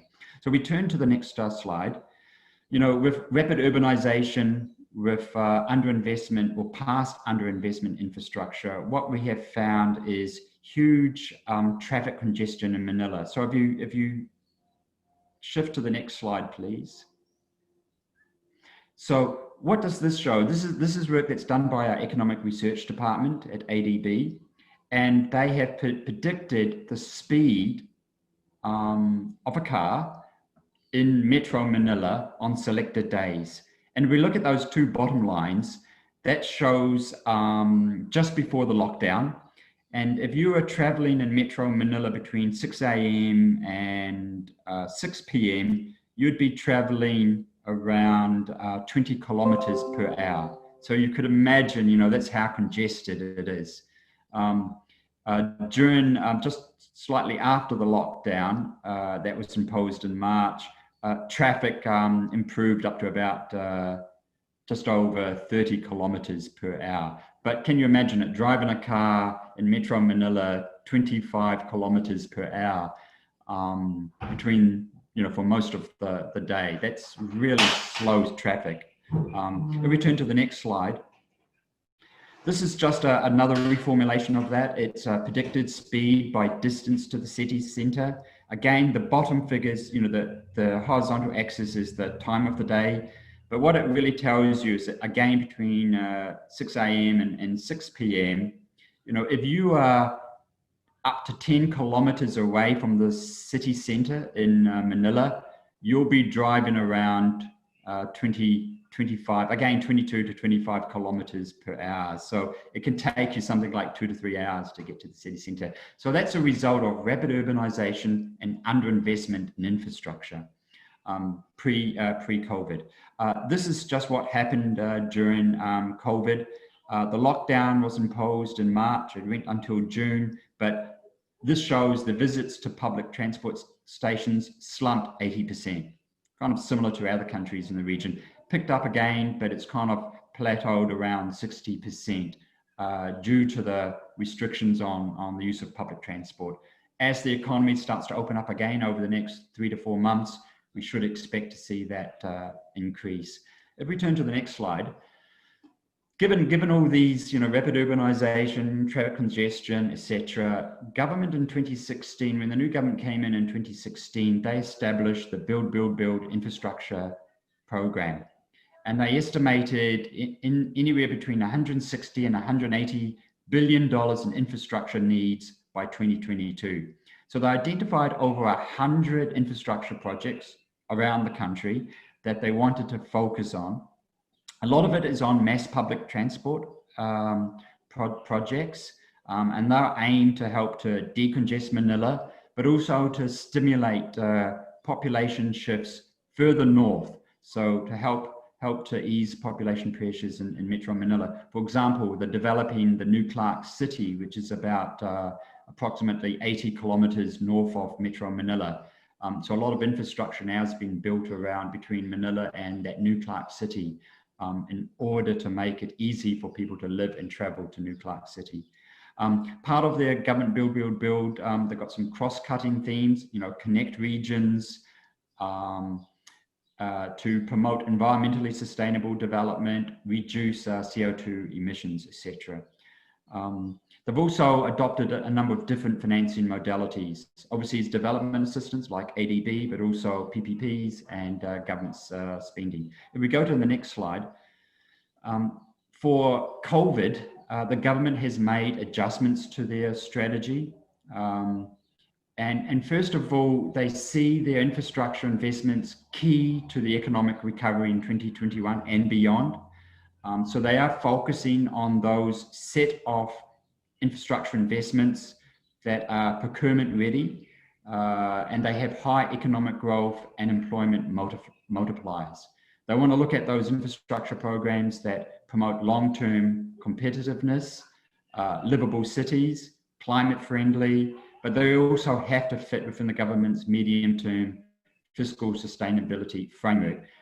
A lot of budget spending now has been diverted to assisting vulnerable families, such as social protection grants, wage subsidies.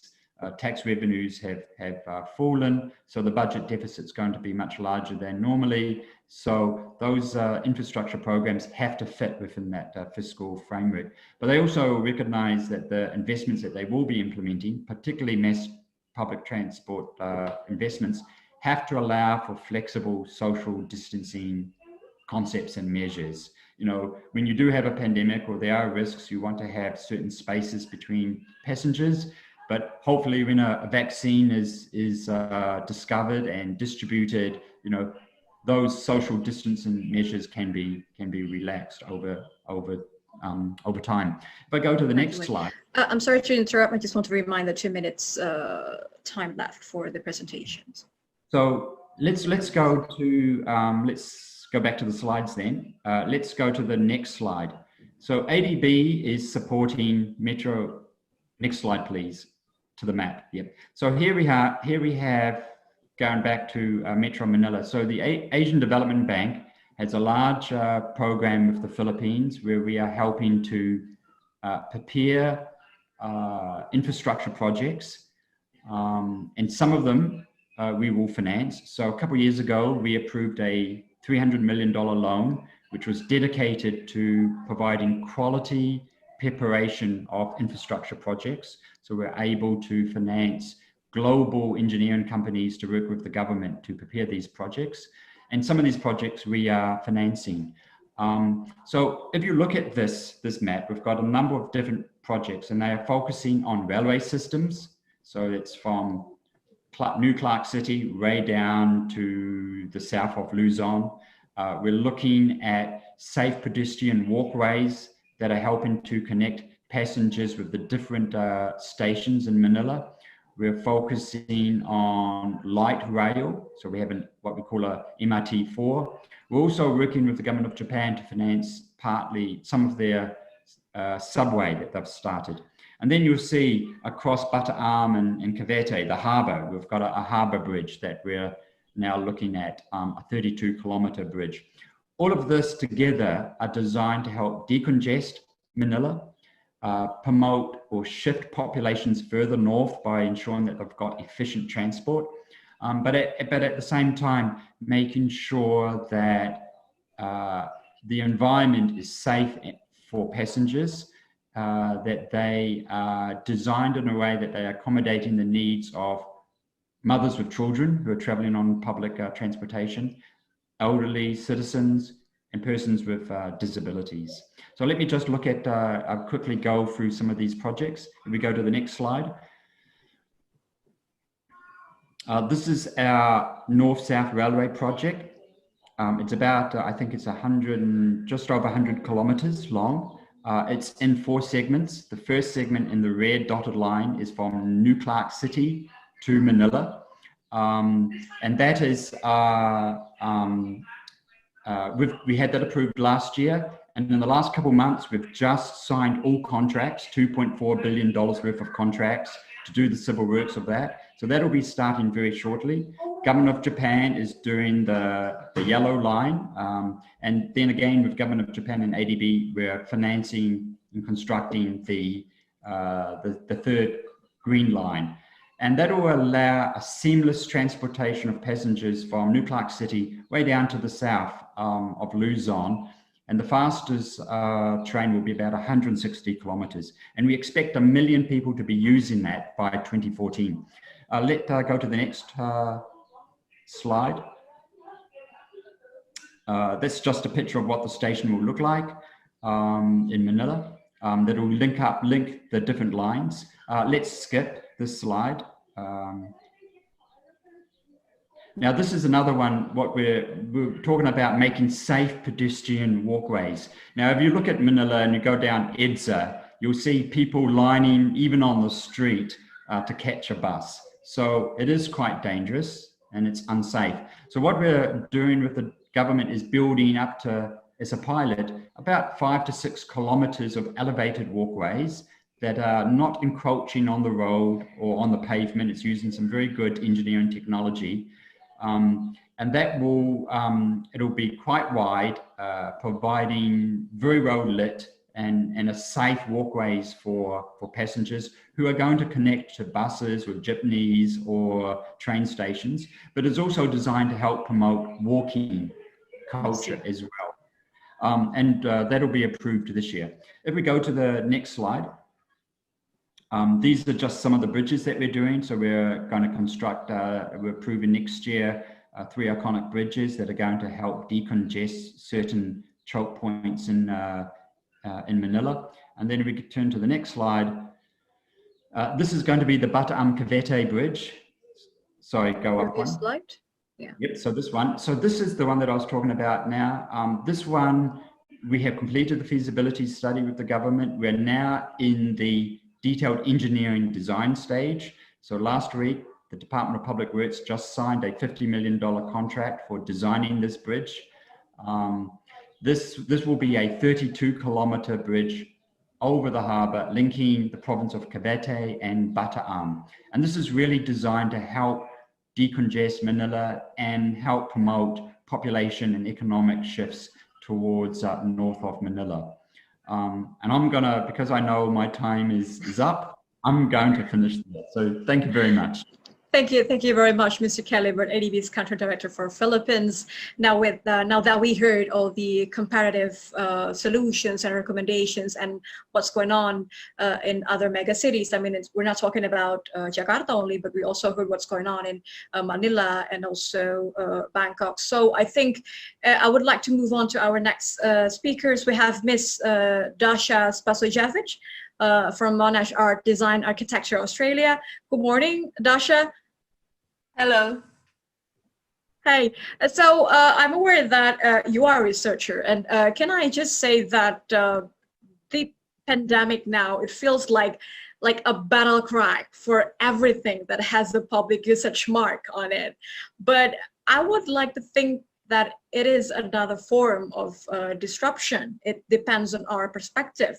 So what I would like to hear from you that you know, things are going to change, and we can choose how we want it to change, and not only to maximize the chance, but also how can we ensure that it's gonna sustain.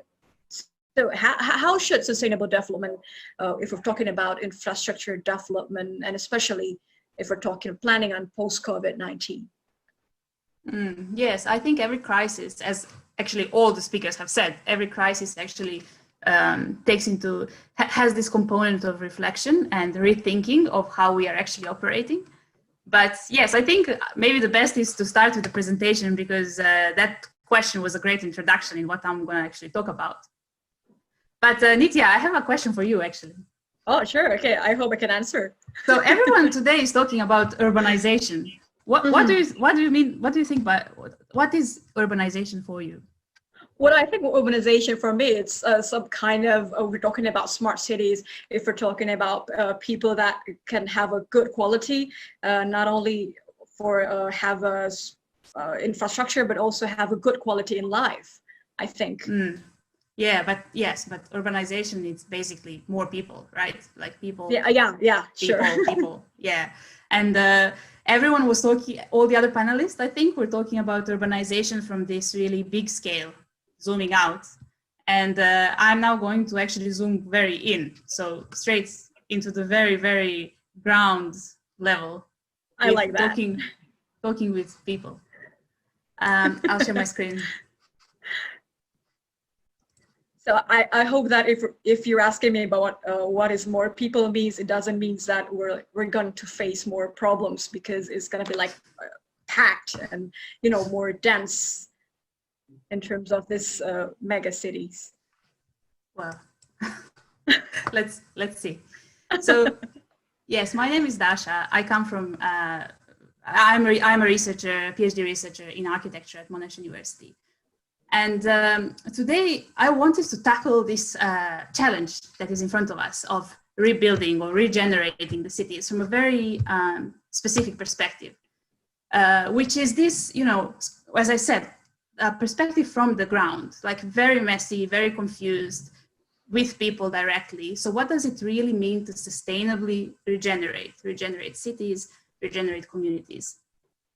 Because, you know, we are very good in finding excellent technical solutions. We are great at that. We design amazing sustainable buildings in 21st century. We design amazing products like this toilet, for example. But also what we know today is that the challenge is not only technical, it is socio-technical. And how do we connect social with the technical? I think that is something that we still are not really excellent at, because, you know, seeing this as a whole system. Technical and social are always connected, and we have to design them together. And if we do not take people into account, it will be impossible to achieve sustainable development on the big scale. Of course, you know, this is not new. We knew this even before COVID, but I think that this pandemic has just proved to all of us how important this question is. There is no value in designing a perfect technological solution if it does not serve the ones that it was designed with. And as everyone today said, you know, the health, but also I would say, we are not only living at the moment in a health crisis, but also the social crisis, in which I mean the crisis of justice, the crisis of racism, and of inequalities. And it is an opportunity to rethink the ways in which we design cities and services for the future. But the big question and the elephant in the room is, how can we do it? What do we do? Exactly. So, so today I don't have direct answers how to respond to the pandemic, but I will tap into my experience of working for the past 3 years on the RISE project. And of course, today I'm not here alone. I am representing my whole team, which is, bigger than these few people, but maybe I will mention just a few of them. And I'm sure that actually each one of them would give a better presentation than I will. So I urge all our participants to actually go to the website that you can see in the top right corner and find them there. And if you have questions about the project, contact them directly, specifically my Indonesian colleagues, Dr. Isan Latif, Pak Ilham, Intan, Liza Marzaman, and Adrianto. The RISE project stands for Revitalizing, so regenerating informal settlements and their environments. And it is mainly funded by the Asian Development Bank and the Wellcome Trust from the UK. And what the RISE program does is trialing this new technological solution of like a sanitation system. So dirty water from toilets and from kitchens is being pumped through the septic tank. And then a system of wetlands, so plant roots and sands and gravel, is used to filter the water and make it cleaner. And the RISE researchers and practitioners, they believe that this system will not only make people healthier, but will also make the environment healthier. So the infrastructure that is being implemented and tested in 12 settlements in Makassar and 12 settlements in Suva, in Fiji. And why so many? Because we want to see whether how will this system work in these very different environments and very different communities. And in reality, it looks like this. So very often the system is connected with the access, with some kind of street. But it also involves these wetlands for filtering water. As you can see, these photographs were taken before COVID, so the plants are still young now. They're much, much bigger and much stronger. But what I'm showing you here actually on these photos is still the technical solution. And what I want to talk about is actually how did we engage people and how did we connect the social component with this technical infrastructure. So we have implemented this plan in 6 different settlements in Makassar, 6 neighborhoods. That are going to be built first. We have run more than 100 workshops with more than 750 people. And from this experience, all of this happened actually in 2019, so last year, just before COVID.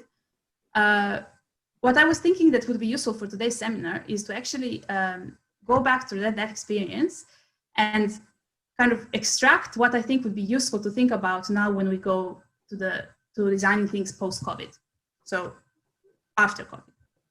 Yeah.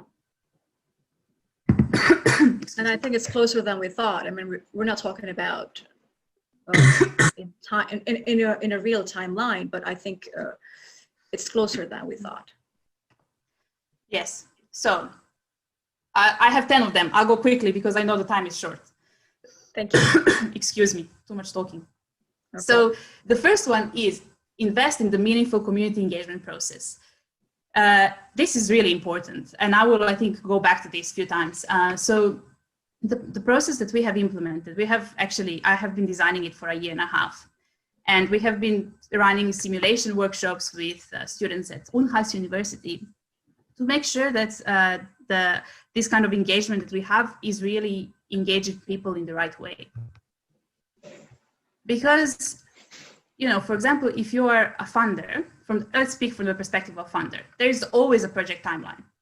But the impact that you're aiming for always depends on that timeline. And why I want to stress this today is because with the pandemic, we feel that we need to act urgently, that we need to fix things quickly.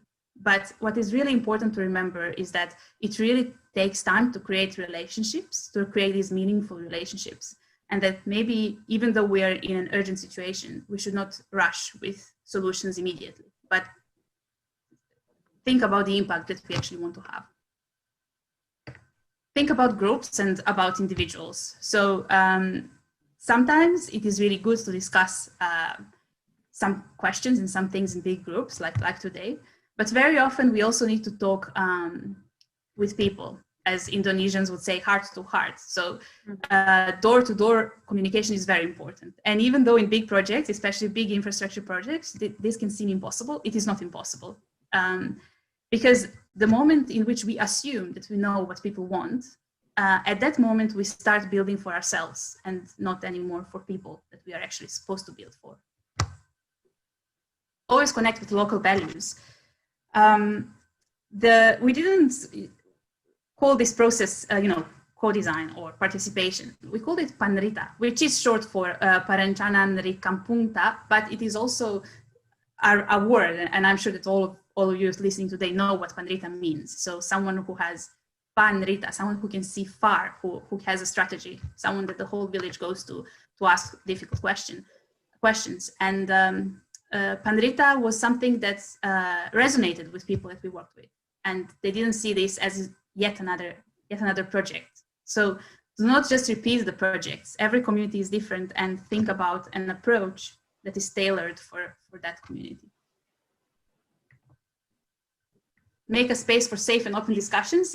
In Mr. Bird's presentation, there was this, in the strategy, there was this sentence saying, allow for flexible social distancing concepts. And I think we will be very focused on these physical measures, but safe space is not only a physically safe space, it is also a socially safe space. So we have always had this tent that we took with us, because the moment when you go to organize a meeting in someone's house, maybe at that moment you are already creating a conflict with another house. So being aware of socially safe space. And maybe this tent looks to some of you expensive or complicated. Actually, it could fit on a Go truck, speaking of Gojek. And we could then assemble it very quickly together with local residents and then use parts of the tent in the workshops that we were running together. Okay. Take into account the ones that will live in the future. Due to our short timelines and urgency of this situation, and maybe also not very high budgets, we always tend, unfortunately, to exclude children and youth from these processes. And we forget that it is not only about the spaces where they're going to live, but it is also how we are educating them to take care, to actually participate in building the city and to take ownership of these processes. And in our project, what we discovered is that this is really crucial and something that really we need to work on. So there are many tools and many ways in which we can do this, but it is important that we put this on our agenda. Speak the language that everyone can use. As infrastructure engineers and architects, we usually have a lot of plans and drawings that maybe just a little tiny number of community members can understand, usually men and usually people with good jobs.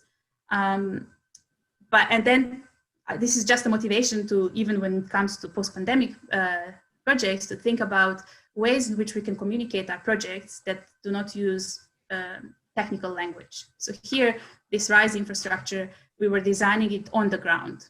We were using these plastic containers that are flexible, that can be carried by children, by women, and by men, to try out different options. And then when we would find a good option, we would then spray it on the ground so that the family can discuss with their neighbors whether this is a good solution for them or not. So they're going to feel that this project is also belong to them, also belong to the community. I get that. Find the right problem. Again, so every time we had this big model where people could put some things, actually mark some things that are important for them, or some suggestions about, so this one about toilet, about wells, water, and water like PDAM, about environment, about access. And then later on, we would collect all these different maps, the community maps with important spaces. This is just an example. Dasha, excuse me. Talking about problems, I think I have to remind you that we have very limited times. Yes. I think you still have like 1 minute left. Thank you. Excellent, excellent. We would, finding the right problem. We would then discuss these in our meetings because yes, again, going back to that we can't just assume that we know what the problem is. Show up as yourself, not only as the organization. It is again about building this really private, personal, human relationship. I'll just skip through this. Find the right communication channels along the design process. I know there is a lot of discussion about digitalization. I also saw an excellent question in the questions and answers about this. And yes, even though, you know, smart cities and digital tools are important, and they can indeed activate a lot of people, we always need to think about people who do not have access to these tools. And it's not only about people maybe who can't afford them, but it is also sometimes in relation to gender. So if in a family someone owns a phone, maybe that would more be a man than a woman. And I think we need to be also responsible to think about the variety of tools that we can use in different situations. And finally, this is my final message, to stay with the discomfort, because there are no easy solutions. So I think we're all going to face really difficult decisions in the future and difficult projects. And if a project feels easy and clear, that means that you are going in the wrong direction. I think because something feels really difficult, that means that you are really dealing with difficult and important questions. And it's normal to feel that way. Thank you. It's normal to feel that way. Thank you very much, Dasha Spasajevich, to share your thoughts and messages with us. I find it really calming somehow that we're talking more about the social impact, that what can we really do as a community, as a personal act. So thank you again, Dasha, and I would like to thank for all the participants. I'm aware that the numbers are going up. I received information about that we're almost reaching like almost 3,000, I guess, all the participants. So it's great. And I would like to say hi and thank you for joining us today. So I already, I saw all the comments. I saw all the questions. There are tons of questions, speakers. So we have a lot to answer, but during the limited time, I think I would only choose one question for each speaker. So I already choose one. Okay. So I think the first question, it's going to be a question for Pa Amin. Pa Amin, are you ready? Pa Amin, this first question for you. Yeah, I'm still here. Yeah, you have to be ready because there's a lot of questions, but I picked this sure. this question for you.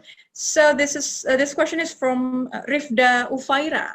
Rifda asks you, Pa Amin, how do you implement the plan on making a more compact city, considering DKI Jakarta is highly interconnected and related to the neighboring municipalities, and what kind of strategies are adopted for the provision of public service that will have to go, beyond the administrative boundaries, such as mass transit, for example? Yes, that's a very good question. I'll answer it from two angles. The first is actually on how the Jakarta itself, to make Jakarta is more congest in terms of certain area. So as I mentioned before, we want to have a polycentric development area in several areas that we determine, which is actually nearby the transportation point. So what we want to have is actually in the area of walking distance from 700 actually from the transportation node, we will provide them with the incentives so that the developer and the co-creator can actually make the building is more higher, so that all the facility can be provided in that area. And then that's within Jakarta. But of course, we have to also coordinate with the other area. So we call it the Greater Jakarta, including Bekasi, Bogor, etc. And then don't forget South Tangerang. Oh yes, of course. Yeah, South Tangerang is it's a personal question then. Yeah, and actually we have a regular coordination. In fact, the Ministry of ATR, Agraria and Tata Ruang, It's actually the leaders in terms of coordinating all of the special planning within all of the greater area, which is Jabodetabek. So we keep collaborate also not only with the private sector, but also with other government within the same area of Greater Jakarta. Thank you, Nitya.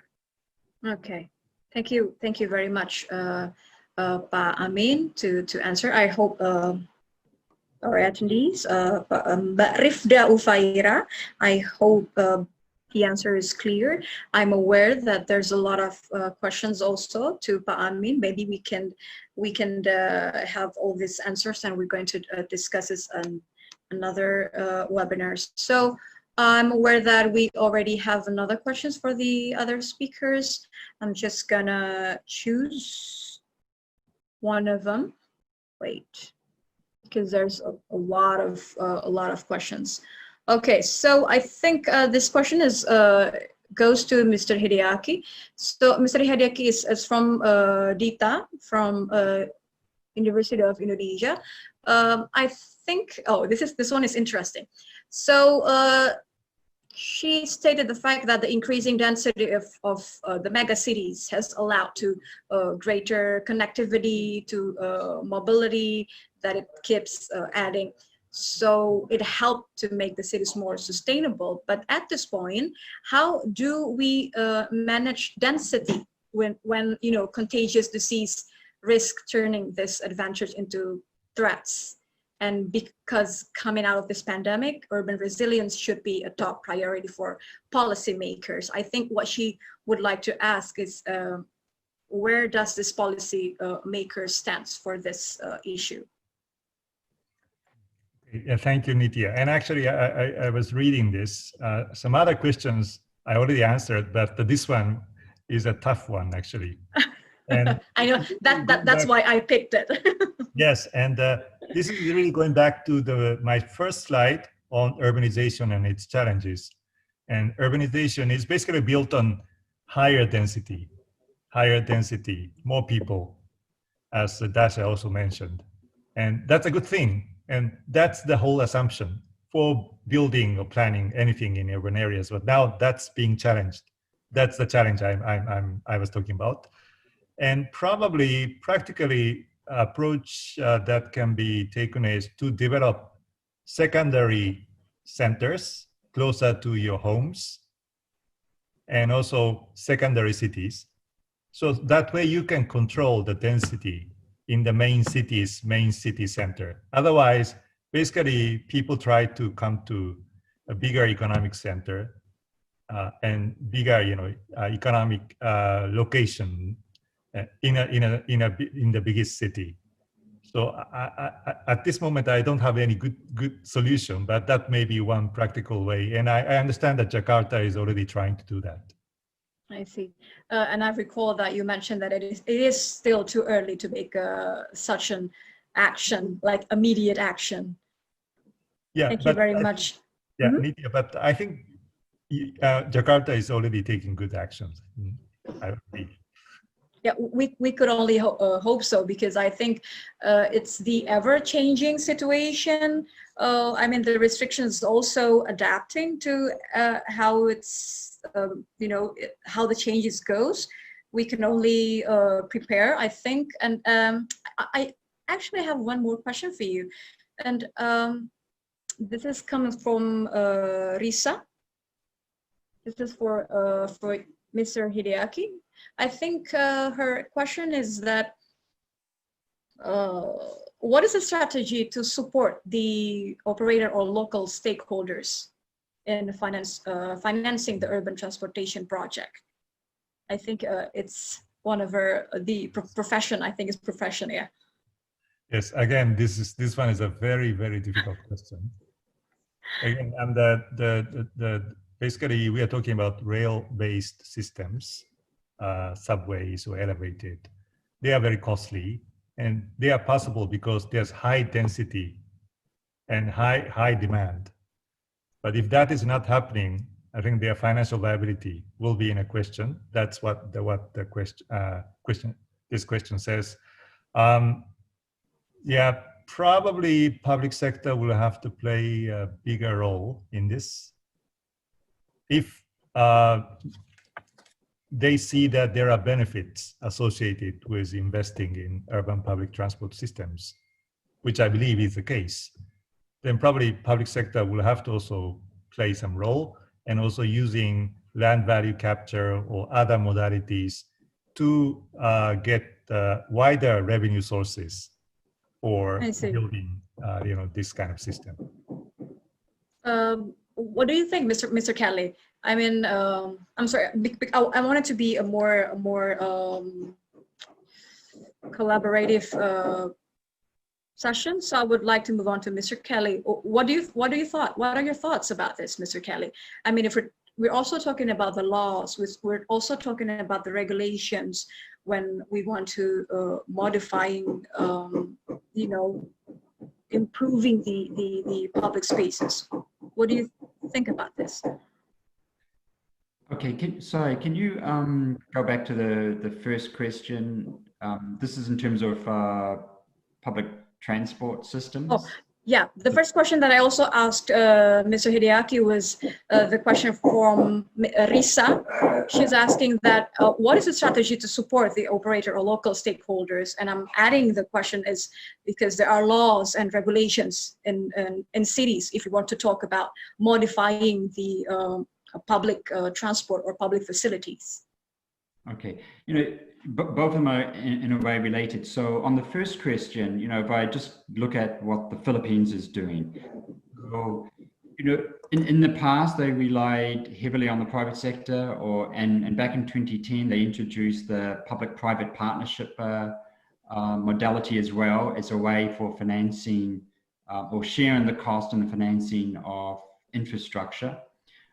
They have advantages and disadvantages. The current government has taken an approach of public financing of major transport infrastructure projects, particularly, and they're taking what they call a hybrid approach. So the government will build the infrastructure, say the railway line, the elevated railway line, the tunnels, etc. And then they will contract a private operator, say, to run the train system. So it's taken a more hybrid kind of PPP approach. So they are been able to share the risks and the financing. I think that's a very sensible one, because we've got with very high density urban areas like Manila, you've got to take a more coordinated, planned approach. And you've got to kind of share the risks of that. And those kind of projects might not happen without the public sector being involved. Because there's a lot of externalities, benefits. If you've got an electrified railway system, you're reducing CO2 emissions, for example, and that's a benefit to society that the private sector might not necessarily take into account. Now, when you're looking at spaces in urban areas, there are regulations. From the ADB side, we do focus a lot on, and it's very important for us, is that all of our projects go through an environmental impact assessment, and also if it requires resettlement of populations, we have to go through quite a lengthy assessment of that, consultations with the potential, the affected families, for example. So having regulations are going to be important, particularly if it's related to environment and to resettlement of communities or families, to make way for, say, a railway line or a highway, for example. So we do need regulations. We call them safeguards, and they are important.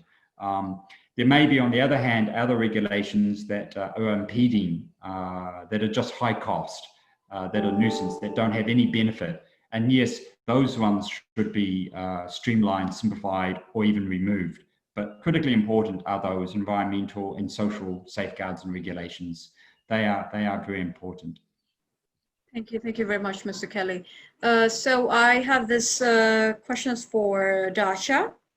Dasha, the question is a little bit a different kind of question, but I think it's related to our topic today. So the question is, how do you manage conflicts during this process? Can you raise some example of conflicts among the community? Yes, sure. To be honest, this is the question I get the most often, because I think people are so afraid of conflicts, and they shouldn't be. We are afraid of them because we don't. Usually you just say, oh, this community is problematic, there's many conflicts. You say that when you don't know the people, when you are not really there. Because conflict just means that there is something to talk about.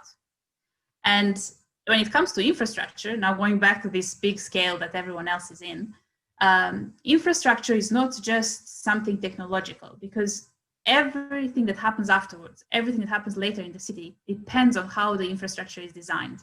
So conflicts about infrastructure are really important because they are discussions about infrastructure. And about examples, there are many examples. Usually they come from misunderstanding of the project or the community. Pamali, land, water, when someone feels vulnerable, when someone feels not respected or not addressed in an appropriate way. And all conflicts, they lead to some resolution if you are there, if you get involved. If you don't get involved, then you just say, oh, it's conflict, it's difficult. So I'll leave it there. Okay, so I think if we're talking about conflicts, that we're going to deal with it, no matter what, if you're taking the stance of government or the community, or even as experts and researchers, as all the speakers here. I think that, quoted from you, we cannot be afraid of the conflicts. Because, yes, conflicts are good. Yes, because from the conflicts then we can have these webinars, because of from the conflicts that we can have to find the solutions. Thank you very much.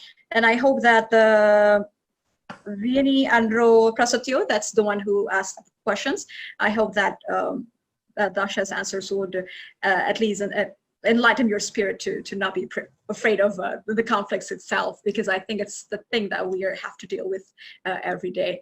So I think that will be all the questions. Would all the speakers, I would give 1 minute each for the speakers to have a closing statement and the messages that you hope that we can have after this session. Maybe I can start with Bapak Amin.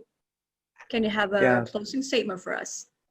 Thank you, Nitya. Again, I mean, this crisis of COVID has provided us with several challenges, but also with open up several opportunities.